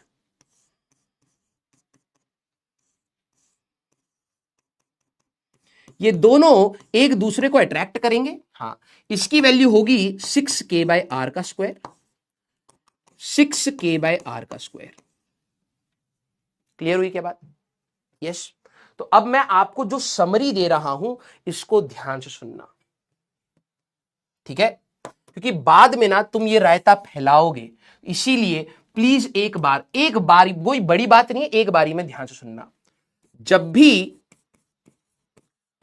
फोर्स की वैल्यू लिखनी हो, वैल्यू / मैग्नीट्यूड लिखना हो तो F equal to K mod of Q1 mod of Q2 divided by R square करना। पहली बात, मैंने अगर तुम्हें पिछले 3 केसेस दिए, तीनों में कहा भाई वैल्यू बता दे, फोर्स कितना लग रहा होगा, तो sir K into 2 into 3 divide by R square, 6k/r square. इधर कितना 6, मैं माइनस लगाता ही नहीं, मैग्नीट्यूड लेता सीधे, तो 6k/r square, 6k/r square magnitude. Value कितना होगा? तो आप कभी भी साइन मत रखना, कभी भी साइन मत रखना, कभी भी साइन मत रखना मैग्नीट्यूड के लिए। आपके पास वैल्यू आ गया, अब डायरेक्शन कैसे लोगे? लाइक चार्ज अगर हुए रिपेल करा देना, रिपेल करा दूंगा, और अनलाइक चार्ज अगर हुए तो अट्रैक्ट करा दूंगा। क्या कह रहे हो सर? ध्यान से देख भाई, अगर मेरे को कोई कहता है इनका फोर्स बनाओ, ठीक है, तो मैं कहता फोर्स आएगा K 2 into 3 divide by R का स्क्वायर, 6k/r स्क्वायर। ये वैल्यू आ गई? हाँ सर। लाइक चार्जेस है, रिपेल, खत्म हो गया, डायरेक्शन एंड मैग्नीट्यूड। ठीक है, अब जरा देख सर, इसमें जरा फोर्स बताओ। मैंने कहा फोर्स की वैल्यू क्या होगी? K, इसमें -2 था, मैं 2 रखूंगा, -3 था, मैं 3 रखूंगा, divide by are square, 6k/r² का फोर्स है। Sir direction like charges repel each other, खत्म, समझा? सर इसमें बताइए क्या करोगे, एक पॉजिटिव है एक नेगेटिव, मैंने कहा फोर्स की वैल्यू अगर मेरे को चाहिए k, एक है 2, एक है 3 डिवाइडेड बाय r का स्क्वायर, तो 6k/r² मैग्नीट्यूड आ गया।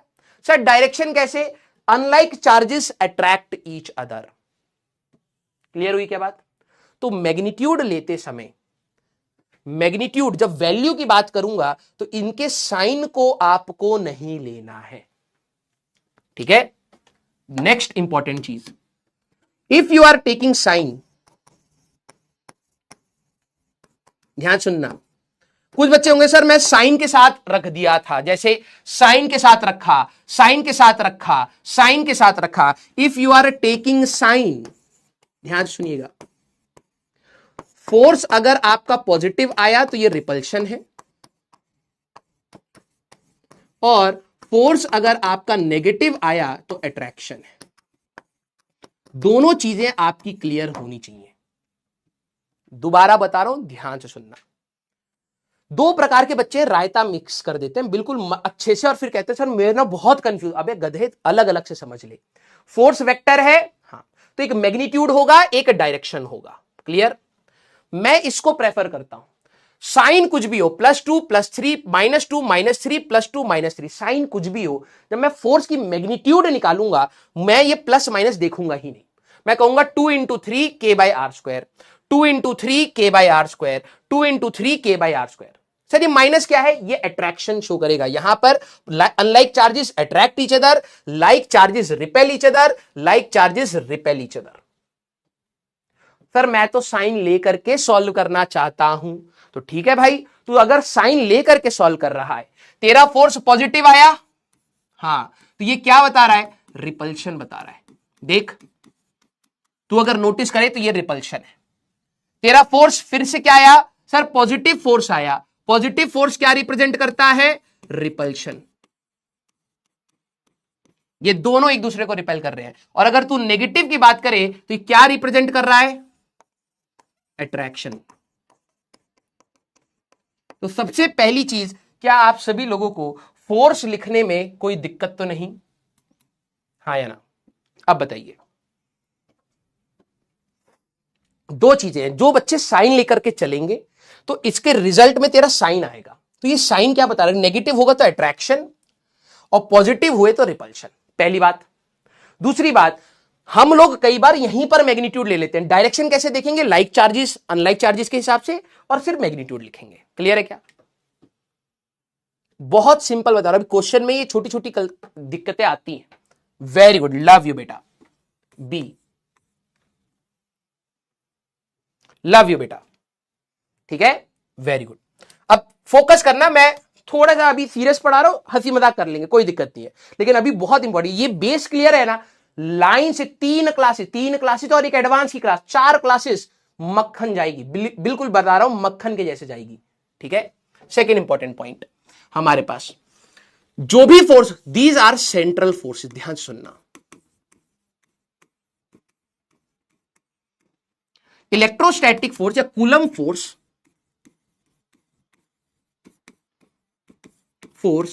Is central in nature. इसका मतलब क्या होता है, इसका मतलब यह है भाई, देख मान ले कि मेरे पास एक +2 कूलम था और यहां पर +6 कूलम है या +7 कूलम है। मैंने कहा इन दोनों के बीच में फोर्स बता, तो तेरे को तो ये बात पता है कि sir magnitude of the force आएगा k × 2 × 7 डिवाइडेड बाय r का स्क्वायर, तो 14k/r का स्क्वायर आएगा सर। मैंने कहा हां सर, लाइक चार्जेस है रिपेल करेंगे। अब कुछ बच्चे क्या करते हैं, शूरवीर बच्चे, सर दूरी तो जा रहे हैं, दूरी तो जा रहे हैं, रिपेल करना मतलब सर धक्का देना, दूर होना चाहते हैं, दूरी तो जा रहे हैं। भाई देख, तू अपने हिसाब से फिजिक्स मत बना। जो फिजिक्स हम लोग पढ़ रहे हैं ये ऑब्जर्वेबल फिजिक्स है, हमने दुनिया में देखा है ऐसा होते हुए। उसके अराउंड हम लोगों ने मैथमेटिक्स और लॉज लगाए कि यार ये ना इसको फॉलो कर रहे हैं, इसको सीखना है। समझ रहा है? नेचर को सीखने के लिए हमने ऑब्जर्व करा, अच्छा यार 2 पॉइंट पॉजिटिव चार्जेस है, ये दूर भाग रहे हैं। क्या? दूर भाग रहे हैं, तो ये रिपेल कर रहे होंगे एक दूसरे को। हाँ सर, क्या फॉर्मूला था उसकी? न्यूमेरिकल कैलकुलेशन करी, वही फॉर्मूला तेरे को बताया गया। अब ये भी रिपल्शन ही लग रहा है कई बच्चों को, लेकिन ऐसा आप कभी नहीं बनाएंगे, कभी नहीं आप ऐसा बनाएंगे। अब कैसे करते हैं? एक लाइन खींचेंगे, line passing through centres, line passing through centres, दोनों को एक लाइन से ज्वाइन करेंगे। ठीक है, this is called central line. इसको क्या कहते हैं बेटा? Central line. तो जो भी आप ये फोर्स बनाए, जो भी आपका ये फोर्स है, वो हमेशा इसी लाइन पर रहता है। ये हमने नेचर में ऑब्जर्व करा है। ठीक है, अब जैसे ये है तो पॉजिटिव पॉजिटिव सर रिपेल करेगा, तो दोनों का रिपल्शन फोर्स इसी लाइन पर ही आप बनाएंगे, एफ एंड एफ। क्लियर हुई क्या बात? टेढ़ा मेढ़ा मत बना देना बेटा, रिजॉल्व करना पड़ जाएगा, क्वेश्चन खराब हो जाएंगे। सबसे पहले आप एक लाइन खींचेंगे, सेंट्रल लाइन, जो दोनों के सेंटर से पास कर रही है। इसको सेंट्रल फोर्स क्यों कहते हैं? क्योंकि ये हमेशा एक सेंट्रल लाइन पर ही लगता है। Act along line joining centres, ये हमेशा सेंटर को ज्वाइन करने वाली लाइन पर ही लगता है। Clear? Very good.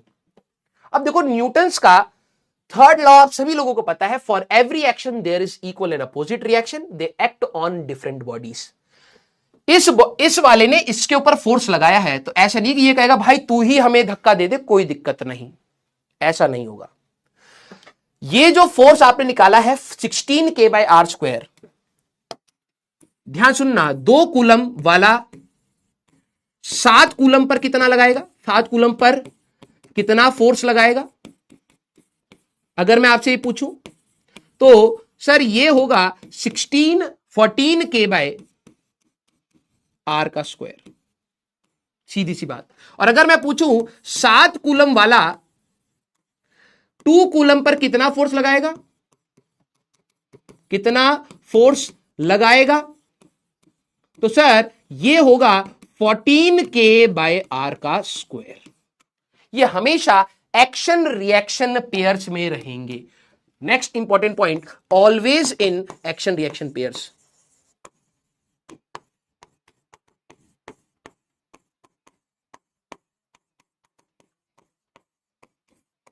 Always in action reaction pairs. Clear है क्या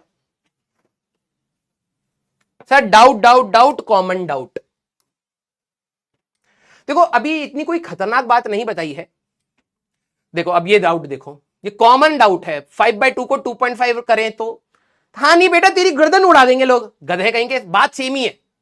हाँ सर, this concept is only for two a similar quantity which. अबे क्या कहना चाह रहा पंडित बेटा? हाँ क्या बोल रहा है ये? Sir this concept is only for two a similar quantity with same mass. क्या कह रहा है? ये आइडेंटिकल स्फेयर्स के लिए। आइडेंटिकल स्फेयर मतलब दोनों कंडक्टर होने चाहिए सेम रेडियस के, सेम मटेरियल। अगर ये लोहे का है तो ये भी लोहा का रहे, ये कॉपर का है ये भी कॉपर का रहे, ऐसी बात। Same material same radius. इसका रीजन आगे चल के सेकंड चैप्टर में आएगा। ठीक है? हाँ सर, अर्थिंग और चार्ज बॉडी एक ही तरफ रखे हो तो क्या होगा? अर्थिंग और उससे कोई फर्क नहीं पड़ता। जैसे मान ले, ठीक है, एक बच्चे ने बोला अर्थिंग और वो हमारे पास, चल इसमें स्पेस नहीं है, मैं यहां पे बता देता हूं, ये ले,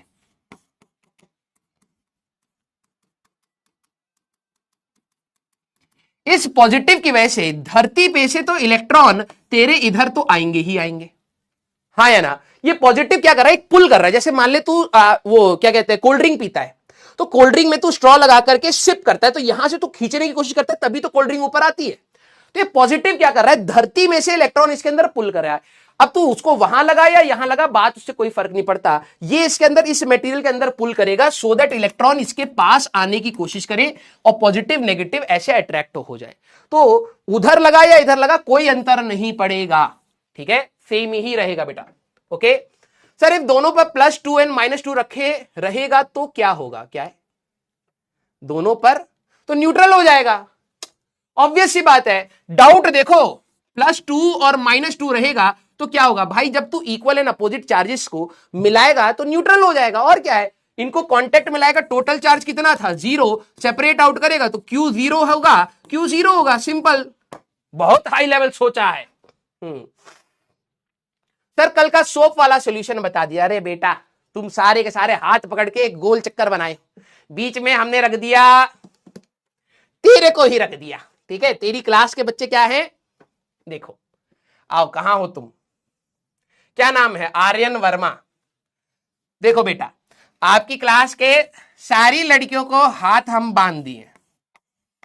ठीक है,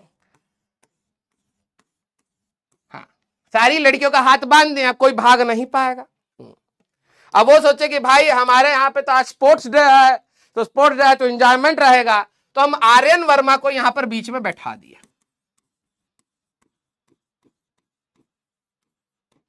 ठीक है, अब आर्यन वर्मा नहाए धोए रहते नहीं है, ध बदबू ध बदबू ध बदबू। अब लड़कियों के तो हाथ बंधे पड़े हैं, लड़कियां क्या करेंगी? भागने की कोशिश करेंगी दूर। ये कहेंगे भाई कहां गया? अरे रुको। ये कहेंगे अरे चलो भाई यहां से, आर्यन बैठा है बीच में। सब दूर होने की कोशिश करें, लेकिन हाथ बंधा है तो क्या ही कर लेंगे, राइट? यस। तो थोड़ा बहुत तो दूर होने की कोशिश करेंगे ही, तो ये क्या हो जाएंगे, यहां थोड़े से दूर पहुंच जाएंगे। ठीक है, ईगो पे लगना भी चाहिए। ना आया करो बेटा। अब जब आपने बबल के ऊपर नेगेटिव चार्ज दिया, तो नेगेटिव चार्ज क्या करेगा? सर नेगेटिव चार्ज भी एक दूसरे को रिपेल करेगा। तो रिपेल जब करेंगे तो एक दूसरे को दूर ले जाने की कोशिश करेंगे, तो रेडियस बढ़ जाएगा। इतनी सी बात थी यार, हट। हाँ sir, what happen if we touch negative body? बेटा वैसे तो नेगेटिव तुम भी हो जाने चाहिए, लेकिन एक्चुअली में तुमसे ज्यादा नेगेटिव होता कोई है नहीं। तो जब when you touch a negative body, तो नेगेटिव बॉडी कहते बेटा हमारा भी नेगेटिविटी सारा आप ले जाइए, पूरी ब्रह्मांड का नेगेटिविटी आप ही रखें अपनी खोपड़ी में, तो आपको मिल जाएगा, गधा कहेंगे।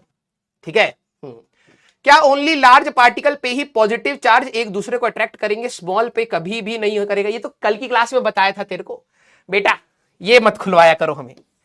मैंने तुम्हें बोला है कि अभी ऐसा तो कुछ पढ़ाया नहीं है कि तुम्हें डाउट आ जाए, बहुत खतरनाक। तुम्हारी चोंच है ना बेटा। रुक, गया। अब ध्यान से सुन बेटा, मेरे से बकैती करेगा ना तो भाई मेरा मन और ज्यादा करता है। सोच, तू सोच रहा हो मैं राजवंश सर को ना इरिटेट कर दूंगा, ऐसे ऐसे कमेंट लिखूंगा ना सर इरिटेट हो जाएंगे। भाई मुझे सैलरी मिल रही है पढ़ाने के लिए, और तू मुझे मोटिवेट कर रहा है बकैती करने के लिए, और मैं हूं भी बकैती इंसान। तो तेरे को लग रहा है बेटा मैं तो 5 कदम आगे बढ़ जाता हूं, तेरे को रोकना पड़ेगा। अरे सर हमारा करियर, हाँ तो तुम्हें रियलाइज कराना पड़ेगा। तो मेरे से पंगा मत लेना बेटा, मेरे को तो पैसे मिल रहे हैं, इस कमरे के अंदर उनको कुछ पता नहीं चल रहा ये 5 मिनट क्या कर रहा है। ठीक है, 10 कदम आगे चला जाऊंगा तेरे से। क्लियर सारे बच्चे? हाँ है ना? यस, रियलिटी बता रहा हूं भाई, बुरा लग सकता है, तुम्हारे ही पैसे पे तुम बकैती करवा रहे हो मुझसे। ईगो हर्ट हुआ है अब। ठीक है, यस। चलो अब नेक्स्ट इंपॉर्टेंट पॉइंट। बेटा देखो, फैजल सर का अलग ऑरा है, हाँ आशीष सर का अलग ऑरा है, हमारा एक अलग डायरेक्शन। ठीक है, बता रहे हैं, बता के तुम्हारी बेइज्जती करेंगे। क्लियर? हाँ, अब सीरियस हो जाओ सर आप, अब हो रहे हैं क्योंकि तुम सीरियस रहो। तो अब always in action reaction pairs, कहने का मतलब इस 2 कूलम ने इसके ऊपर कुछ फोर्स लगाया तो ये भी उतना ही फोर्स लगाएगा इसके ऊपर। ऐसा नहीं कि भाई इसने इसको 10 न्यूटन से धक्का दिया, ये कह रहा है तुम 12 से चले जाओ, ऐसा नहीं होगा। न्यूटन्स का third law, for every action there is equal and opposite reaction, they act on different bodies, ये हमेशा वैलिड रहेगा। तो ये एक्शन रिएक्शन पेयर्स में हमारे पास होंगे। एक चीज थी, ठीक है, डी हमारे पास एक इंपॉर्टेंट चीज थी। अगर आप लोगों ने वर्क एनर्जी क्लास 11th में पढ़ा हो थोड़ा बहुत, तो वहां पे एक वर्ड आता था कंजर्वेटिव फोर्स। ठीक है, ये जो भी आपका फोर्स है coulomb force, this is also conservative force. अब मैंने वर्ड बोल दिया 11वीं क्लास का, तो मेरे को पता है कई सारे बच्चे होंगे सर मेरे को तो समझ ही नहीं आया। ठीक है, ग्रेविटेशन फोर्स कंजर्वेटिव फोर्स होता है। ठीक है, वर्क कंजर्वेटिव फोर्सेस क्या, पहले मैं लिख देता हूं, सारे बच्चे इसको लिखेंगे। हमारे पास coulomb force is conservative in nature, in nature ये बिल्कुल ग्रेविटेशन के जैसे कंजर्वेटिव फोर्स होता है। अब कुछ बच्चे कहेंगे सर हमें तो कंजर्वेटिव के बारे में ज्यादा कुछ पता नहीं, तो बस अभी के लिए ये चैप्टर 2 में डिटेल में आएगा, work done and all chapter 2 में आता है, डिटेल में आएगा। Those forces whose work done is independent of path, independent of path, ऐसे फोर्सेस जिनका वर्क डन रास्ते पर लेना देना नहीं है। अगर 11वीं थोड़ी बहुत पढ़ी होती तो कोई याद आ जाएगा, ग्रेविटेशन का फोर्स का जो ग्रेविटी का फोर्स होता है mg, उसका जब भी तू वर्क डन निकालेगा तो किस रास्ते पर से लेके गया उस पर लेना देना ही नहीं होता। वर्क डन बाय ग्रेविटी किस पर डिपेंड करता था, कितना नीचे गए या कितना ऊपर गए, वर्टिकल हाइट पर डिपेंड करता था।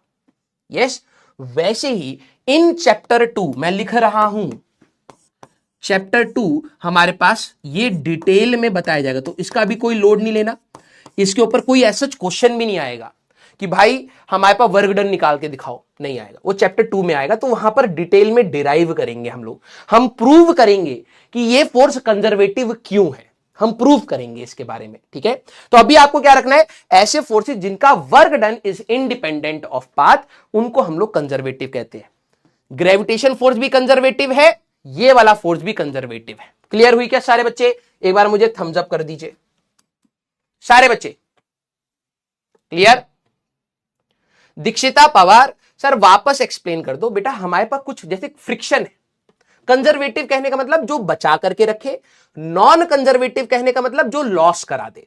फ्रिक्शन फोर्स नॉन कंजर्वेटिव होता है, बस इतना से ही पता होना चाहिए। नॉन कंजर्वेटिव जब भी फ्रिक्शन काम करेगा एनर्जी का लॉस कराएगा। यस, वो फोर्सेस को नॉन कंजर्वेटिव कहते हैं। कंजर्वेटिव फोर्सेस वो होते हैं जो एनर्जी को कंजर्व रखते हैं। ग्रेविटी फोर्स एनर्जी को कंजर्व रखता है, हमारे पास ये वाला फोर्स एनर्जी को कंजर्व रखता है। ऐसे फोर्सेस जिनका work done is independent of path, उनको हम लोग कहते हैं कंजर्वेटिव। बस इतना ही। जिन बच्चों को इस चीज पर डाउट आ रहा है, अब आप अपने को गलत डायरेक्शन में डालोगे। मैंने क्या बोला, चैप्टर 2 में डिटेल में आएगा, लेकिन आपके स्कूल में पॉइंट्स लिखने के लिए आ सकते हैं, तो आपको पता होना चाहिए कंजर्वेटिव फोर्स होता है। Clear? Very good, very good. Last point हम लोग कहां तक आ गए थे? हमारे पास BCD E, लास्ट पॉइंट। फिर हम लोग धीरे धीरे क्वेश्चंस पर जाएंगे। लास्ट पॉइंट, ठीक है। हमारे लिए जो फोर्स था ना बेटा, अगर आप लोगों ने देखा, force was K(Q1 Q2) divided by R का स्क्वायर था। यस, ये K क्या है? ये हमारे पास K क्या है? ये K था proportionality constant.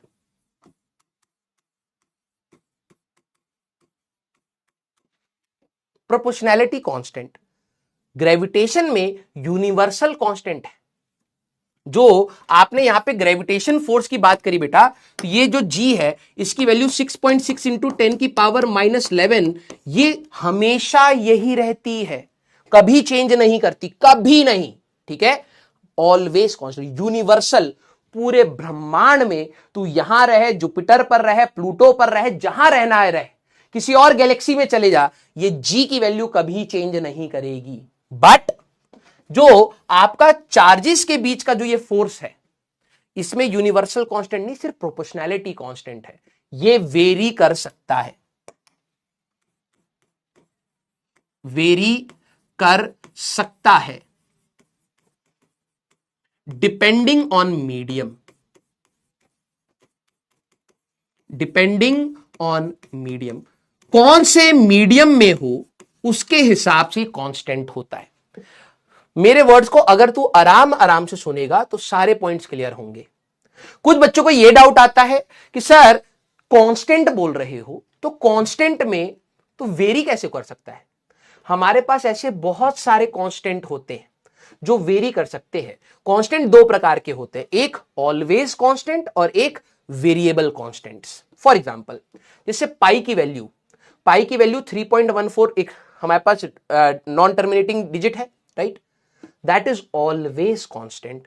Universal gravitational constant ये हमेशा कांस्टेंट रहेगा, समझ रहे हो?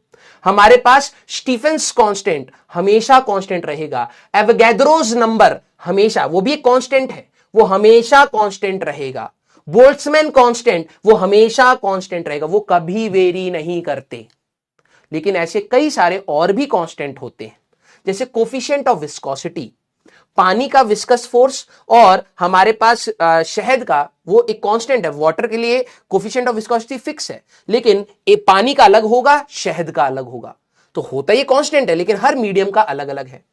कोफिशिएंट ऑफ फ्रिक्शन, मेरे हाथ और पेन के बीच में कांस्टेंट एक फ्रिक्शन का कोफिशिएंट है, वो कांस्टेंट है, लेकिन अगर मैं मीडियम चेंज करूंगा तो मेरे हाथ का ही इसके साथ कोफिशिएंट अलग है, पेन के साथ अलग है।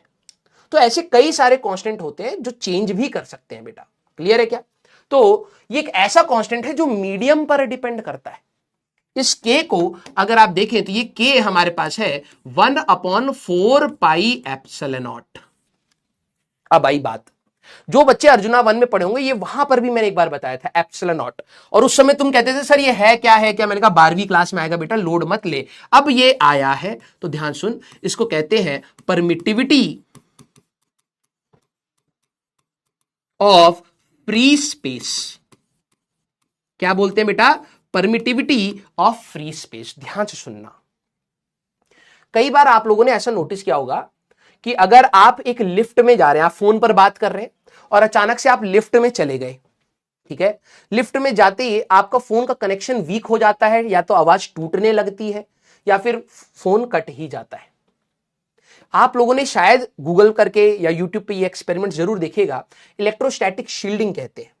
अगर मान लीजिए मेरा ये फोन है, ठीक है, अगर मैं इसको एल्यूमिनियम फॉइल से कवर कर दूं तो इसके सारे नेटवर्क चले जाएंगे, ठीक है?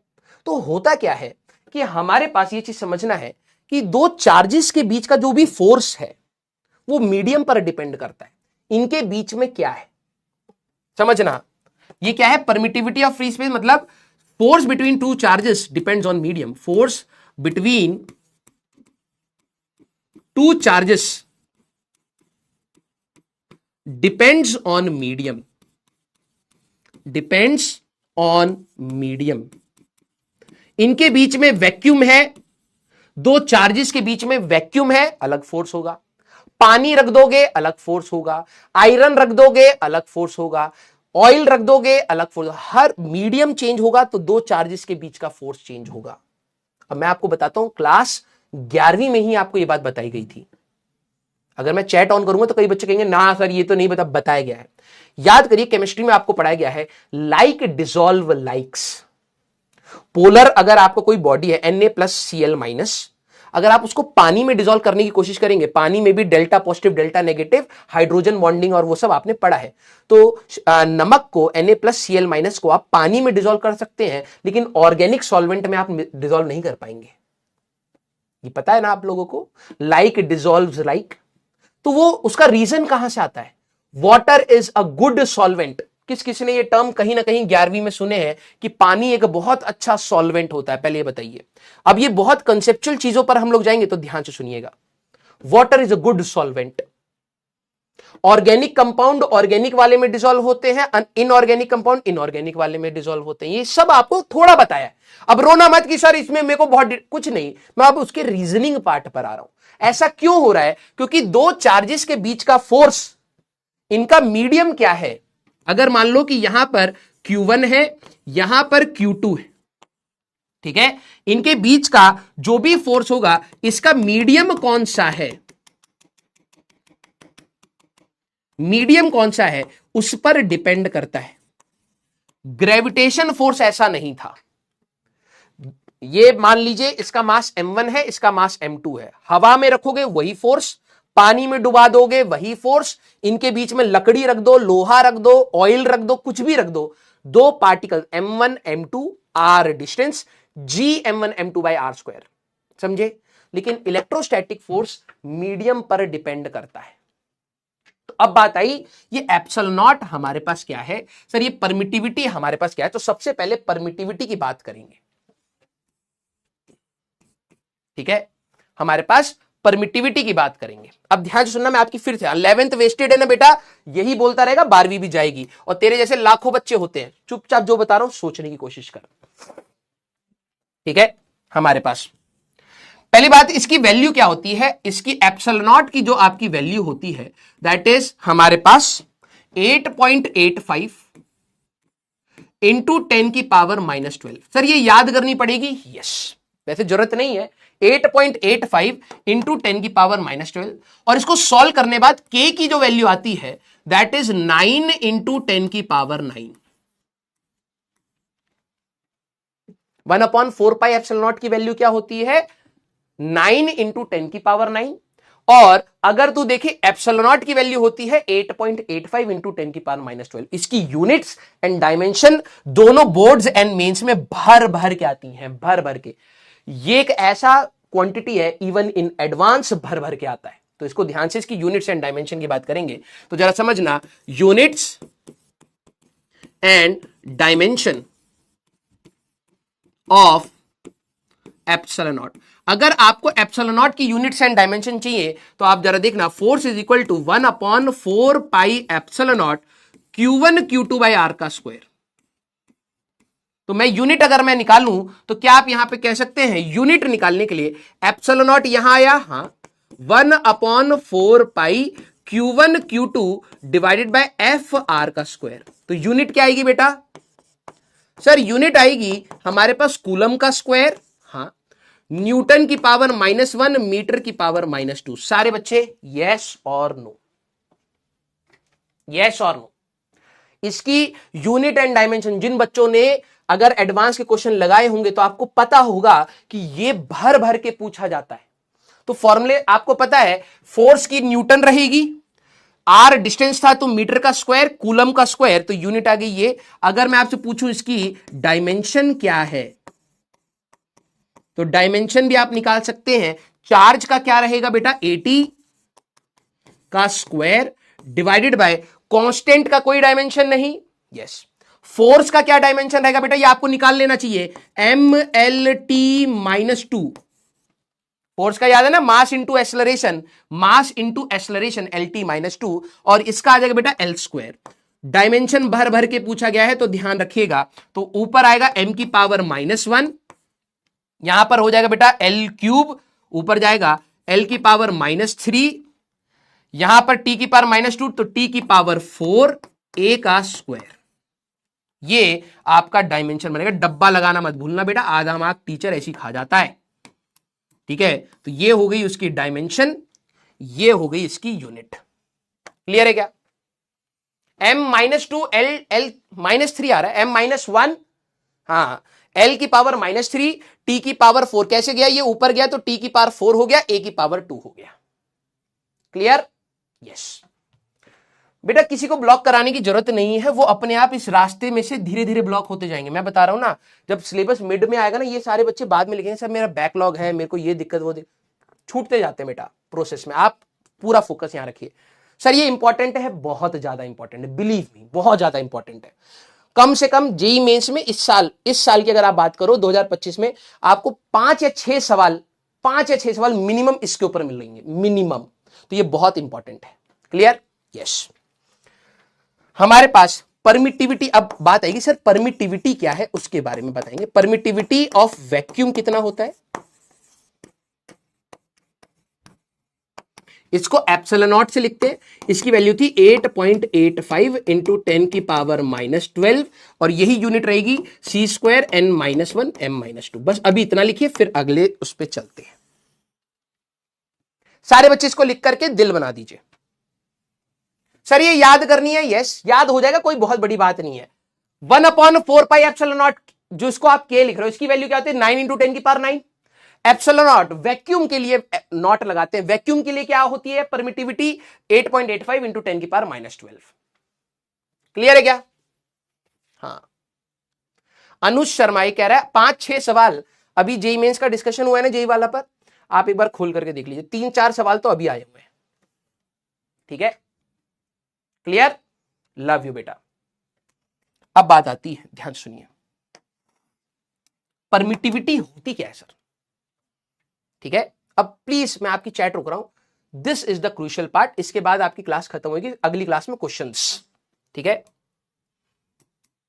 सर, परमिटिविटी क्या होती है? Permittivity is basically permission. क्या मतलब? परमिशन। कोई अगर आपसे पूछ ले कि यार परमिटिविटी का मतलब क्या है, this is basically permission. Permission to medium, अभी सुनना ध्यान से,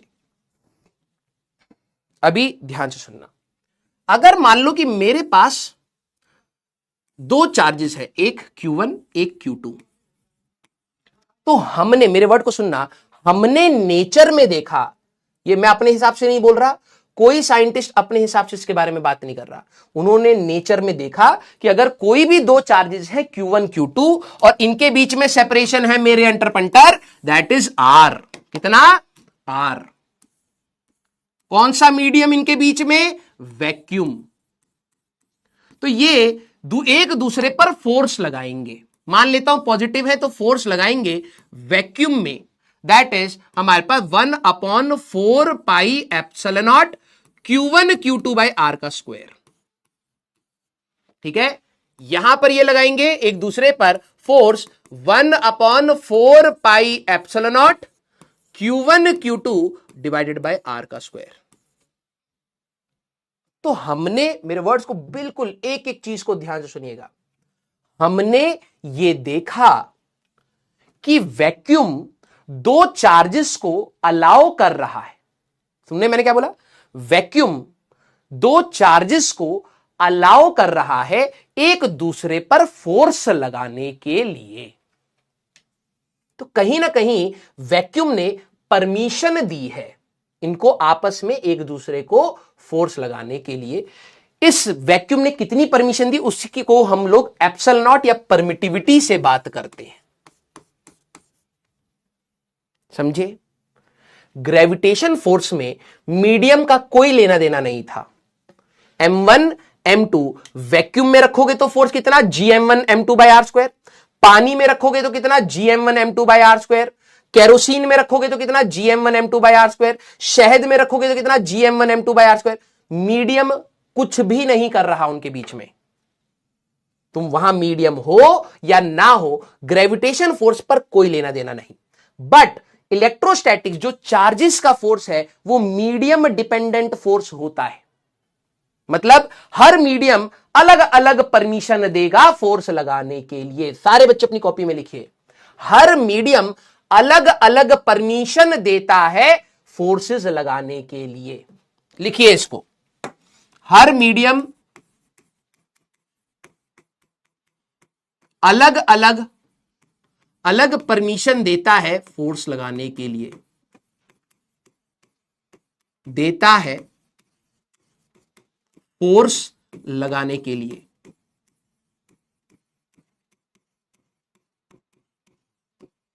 ऐसा क्यों? हमने ये देखा है बेटा, ये नेचर में देखा। मैं मनगढ़ंत बात नहीं बोल रहा, किताबों में मनगढ़ंत बात नहीं है, ये हमने देखा है कि NaCl का हवा में फोर्स अलग है, पानी में डालो NaCl को टूट जाता है। समझो मेरी बात। NaCl नमक का अगर आपने मान लो एक ढेला ले लिया, एक पार्टिकल ले लिया, तो वैक्यूम में अगर आप देखें एयर में या वैक्यूम में उसका फोर्स अलग है, उसको तोड़ने के लिए आपको मेहनत करनी पड़ रही है। पानी में डुबाओ, डिसॉल्व हो गया, कहां गया बॉन्ड? टूट गया यार। पानी के पार्टिकल्स ने जैसे ही उस पर टक्कर मारी, खड़ाक से टूट गया। मतलब हवा में, एयर में उसका फोर्स कुछ और था, आपको क्रश करने के लिए फोर्स लगाना पड़ रहा है, लेकिन वही चीज आपने पानी में डाल दिया तो अपने आप टूट गया। हल्का सा आपने चम्मच से गिलाया, आधे से ज्यादा नमक के पार्टिकल गए। दैट मीन्स Na+ और Cl- के बीच का जो फोर्स था वो मीडियम पर डिपेंड कर रहा है। ये हमने देखा है, ऑब्जर्व किया है नेचर से। तो अलग अलग मीडियम अलग अलग फोर्स लगाते हैं। अगर ये वैक्यूम था तो ये था। अब हमने फिर सोचा यार मतलब हर मीडियम के लिए फोर्सेस अलग अलग आ रहे हैं, ये हमने देखा तो ठीक है।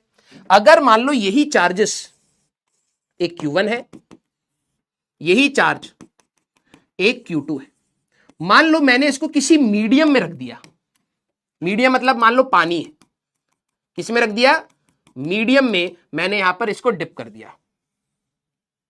बहुत मस्त सी चीज है, जेईई मेंस में भर भर के सवाल है इन सब चीजों पर। मैंने इसको एक मीडियम में रख दिया, कोई भी पानी हो सकता है, केरोसिन हो सकता है, कुछ भी मीडियम, ठीक है। ये हम लोगों ने इसको एक मीडियम में रख दिया। तो अब इनका फोर्स हम लोगों ने देखा कि कुछ और है। क्या है? कुछ और फोर्स अभी भी लगाएंगे लेकिन कुछ और। ये आया फोर्स इन मीडियम। ये कितना आया? Force in medium. तो ये जो फोर्स आएगा फोर्स इन मीडियम, ये क्या आएगा बेटा? 1/4 पाई एप्सिलॉन मीडियम। अब इस मीडियम का रखना पड़ेगा, वैक्यूम का नहीं, क्योंकि अब मीडियम चेंज हुआ है तो परमिटिविटी, परमिशन किसका? मीडियम का लेना पड़ेगा। Q1 Q2 divided by R का स्क्वायर, ठीक है। दोबारा बता रहा हूं ध्यान से। दो मासेस हवा में होंगे, वैक्यूम में होंगे, तो फोर्स कितना? Gm1m2/r²। पानी में डुबा दोगे Gm1m2/r²। पानी का कोई लेना देना नहीं। बट चार्जेस के बीच का फोर्स मीडियम डिपेंडेंट होता है। जो आप फोर्स लिख रहे थे KQ1Q2/r², K क्या होता है? 1/4 पाई एप्सिलॉन नॉट। अगर इनके बीच में वैक्यूम है तो आप एप्सिलॉन नॉट यूज करेंगे, जिसकी वैल्यू क्या होती है? 8.85 इंटू 10 की पावर -12। लेकिन अगर आप इन्हीं दो चार्जेस को किसी मीडियम में डाल देंगे तो एक नया फोर्स लगेगा, क्योंकि हर मीडियम अलग अलग परमिशन देता है फोर्सेस लगाने के लिए। क्लियर? तो यहां पर एप्सिलॉन किसका लिया है? मीडियम का। अब देखो, जिन बच्चों ने थोड़ा बहुत डेंसिटी ऑफ वाटर के बारे में पता हो, तो डेंसिटी ऑफ वाटर कितनी होती है? सर डेंसिटी ऑफ वाटर हमारे पास होती है 1000 kg/m³। मैंने कहा डेंसिटी ऑफ मर्क्यूरी कितनी होती है? रटना छोड़ना था, ये तो डेटा होता है, ये तो क्वेश्चन वाला देगा मेरे को। बात सही है तेरी, लेकिन फिर भी इतने सारे सवाल तूने फ्लूइड्स में लगाए अगर होंगे, थोड़े बहुत भी लगाए होंगे, तो डेंसिटी ऑफ मर्क्यूरी इज 13.6। ध्यान से सुन, ठीक है।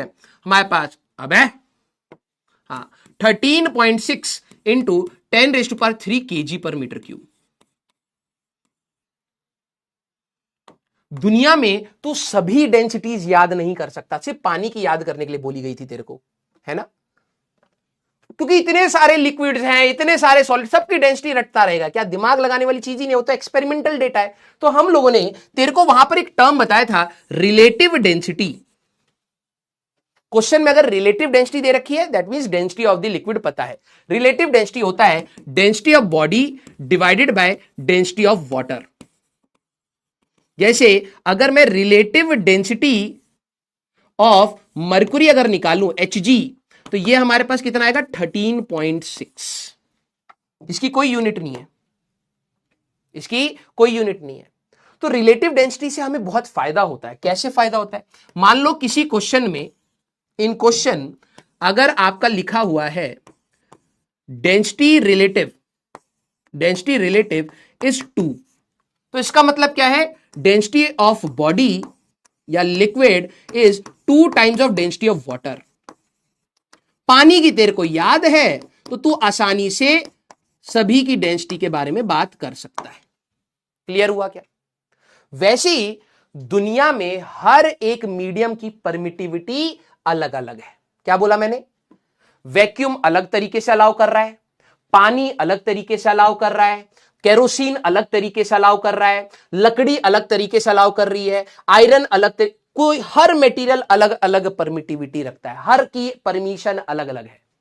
जैसे तुम्हारे पापा तुम्हें हो सकता है थोड़ी देर के लिए घूमने जाने दे, तो वो अलग परमिशन दे रहे हैं, मम्मी अलग परमिशन देंगी, छोटा भाई अलग परमिशन देगा, सबकी परमिशन अलग अलग होंगी। यस, हर कोई इंसान एक जैसा नहीं है ना, वैसे ही हर मीडियम अलग अलग परमिशन देता है इन चार्जेस को इंटरैक्ट करने के लिए, फोर्स लगाने के लिए। तो सबकी तो तू वैसे भी याद नहीं कर पाएगा, राइट। तो अब हम लोग एक टर्म देते हैं डाइलेक्ट्रिक कांस्टेंट। क्या कहते हैं बेटा, एक वर्ड, डाइलेक्ट्रिक कांस्टेंट। जैसे रिलेटिव डेंसिटी है, डेंसिटी के लिए रिलेटिव, इसको हम कहते हैं रिलेटिव परमिटिविटी। ये दोनों चीजें सिमिलर ही हैं, रिलेटिव परमिटिविटी।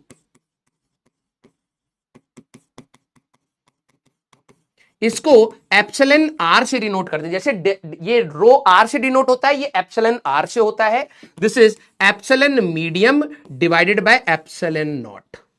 और इसको के से भी डिनोट करते हैं, epsilon medium divided by epsilon not. क्या आपको ये बात समझ आई? दोबारा बोल रहा हूं ध्यान से, क्लास का टाइम हो गया, आई नो दैट, ध्यान से सुन लीजिए। सभी की परमिटिविटी, सभी की परमिशन, हर मीडियम की परमिशन तेरे को याद नहीं हो सकती। तेरे को किसकी याद रखनी है? सिर्फ वैक्यूम की याद रखनी है।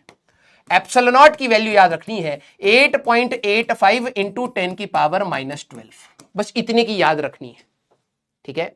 सर दूसरे मीडियम की कैसे रखेंगे?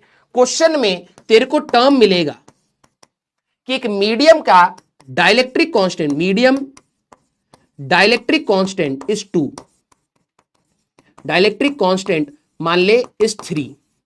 तो परमिटिविटी ऑफ मीडियम, उस मीडियम की परमिटिविटी कितनी है?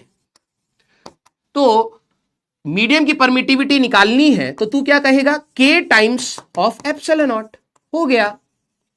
उसके डाइलेक्ट्रिक कांस्टेंट बोलो या रिलेटिव परमिटिविटी, बात एक ही है, 3 टाइम्स ऑफ 8.85 इंटू 10 की पावर -12, खत्म। समझ आई बात? हम सबकी डेंसिटीज याद नहीं कर सकते, इसीलिए रिलेटिव डेंसिटी का एक टर्म लाया गया कि अगर किसी की रिलेटिव डेंसिटी 2 है तो उस डेंसिटी ऑफ द बॉडी क्या होगा, 2 times of density of water. वैसे ही सभी की परमिटिविटीज तू याद नहीं कर सकता, इसलिए सिर्फ वैक्यूम का याद कर ले। अगर तेरे को क्वेश्चन में कहीं दिया है डाइलेक्ट्रिक कांस्टेंट किसी बॉडी का मान ले 3 है, ठीक है, तो ये रिलेटिव परमिटिविटी ही है, मीडियम बाय वैक्यूम की ही बात है। तो मीडियम की परमिटिविटी अगर निकालनी है तो इसको दोनों को मल्टीप्लाई कर दे, तेरा सवाल हो जाएगा। क्लियर हुई क्या बात सारे बच्चे? यस और नो, हाँ या ना, यस और नो। सिर्फ यहां तक आप सभी लोगों को रिवाइज करके आना है, फिर कल की क्लास में हमारे क्वेश्चंस हैं, मतलब नेक्स्ट क्लास में हमारे क्वेश्चंस हैं। तो अभी मैं आपको क्वेश्चंस नहीं दूंगा, कंप्लीट रिवाइज करने के लिए बोलूंगा, ठीक है। कंप्लीट रिवाइज, सारे बच्चे कंप्लीट रिवाइज करेंगे ऑल लेक्चर्स। एंड हमारे पास ब्रिज कोर्स, या फिर आप ये समझिए ब्रिज कोर्स के gravitation part, bridge course gravitation revise करके आना, मजा आना स्टार्ट होएगा। क्लियर? यस। डीपीपी नंबर 2 आप ट्राई कर सकते हैं, मे भी शायद हो जाने चाहिए सवाल, ठीक है, हो जाने चाहिए, आप एक बार ट्राई जरूर करिएगा, ठीक है। अगली क्लास में हम लोग कूलम्स लॉ का कुछ क्वेश्चंस कर लेंगे तो हो जाएगा हमारे पास। दूसरी चीज, ठीक है, आप सभी लोग बस इतना ही करके आइए, कोई और एक्स्ट्रा चीज नहीं, इतना रिवाइज करिए। मुझे आज आपको पढ़ा करके सीरियसली अच्छा लगा। There was a fun element, there was a serious element. आप लोग बहुत सिंसियरली सुन रहे थे, लेकिन स्टार्टिंग में गलतियां बहुत करी हैं आपने, तो प्लीज आप उसको एक बार, सारे बच्चे 3 लेक्चर हैं, खटाखट यूं 5-10 मिनट में रिवाइज होता है, बिल्कुल खटाखट सोच करके आएंगे। और please do let me know आपको कैसा लगा, क्योंकि मेरे को तो बहुत मजा आया आज आपको पढ़ा करके। थैंक यू सो मच, बहुत अच्छा लग रहा है दिन आज। ये एक बार क्लास अच्छी हो जाती है सब मजा आ जाता है। तो प्लीज आप सभी लोग क्या करें कि please do let me know how was the class, ठीक है। और अगली क्लास में मचाना है तो प्लीज रिवाइज करके आना है, ठीक है। Love you all. हाँ, कैटलिस्ट वाला जो भी है बेटा, आप लोग पीडब्ल्यू स्टोर पर भी देख सकते हैं, अमेजॉन पर भी देख सकते हैं। मैं उसको इसलिए कह रहा हूं because it is highly relevant for you. बाद में करना ही पड़ेगा आपको, मैं कह रहा हूं अभी से जैसे जैसी चीजें होती जा रही है उसमें रीड करते चलो, उसके क्वेश्चन जैसे जैसे मैं बताता चलूंगा उसको निपटाते हुए चलना, ठीक है। Clear? Yes. Love you all. Please एक बार रिवाइज करके आना, ठीक है भाई। आपकी क्लास है तो मैं जाने देता हूं, मिलते हैं। Thank you so much for making my day बेटा। आई होप मैंने भी आप लोगों का दिन या जो 2 घंटे हम लोगों ने अच्छे से इंटरेक्ट करा है, ठीक है। मिलते हैं नेक्स्ट क्लास में। Till then tata bye bye, take care, पढ़ते रहिए।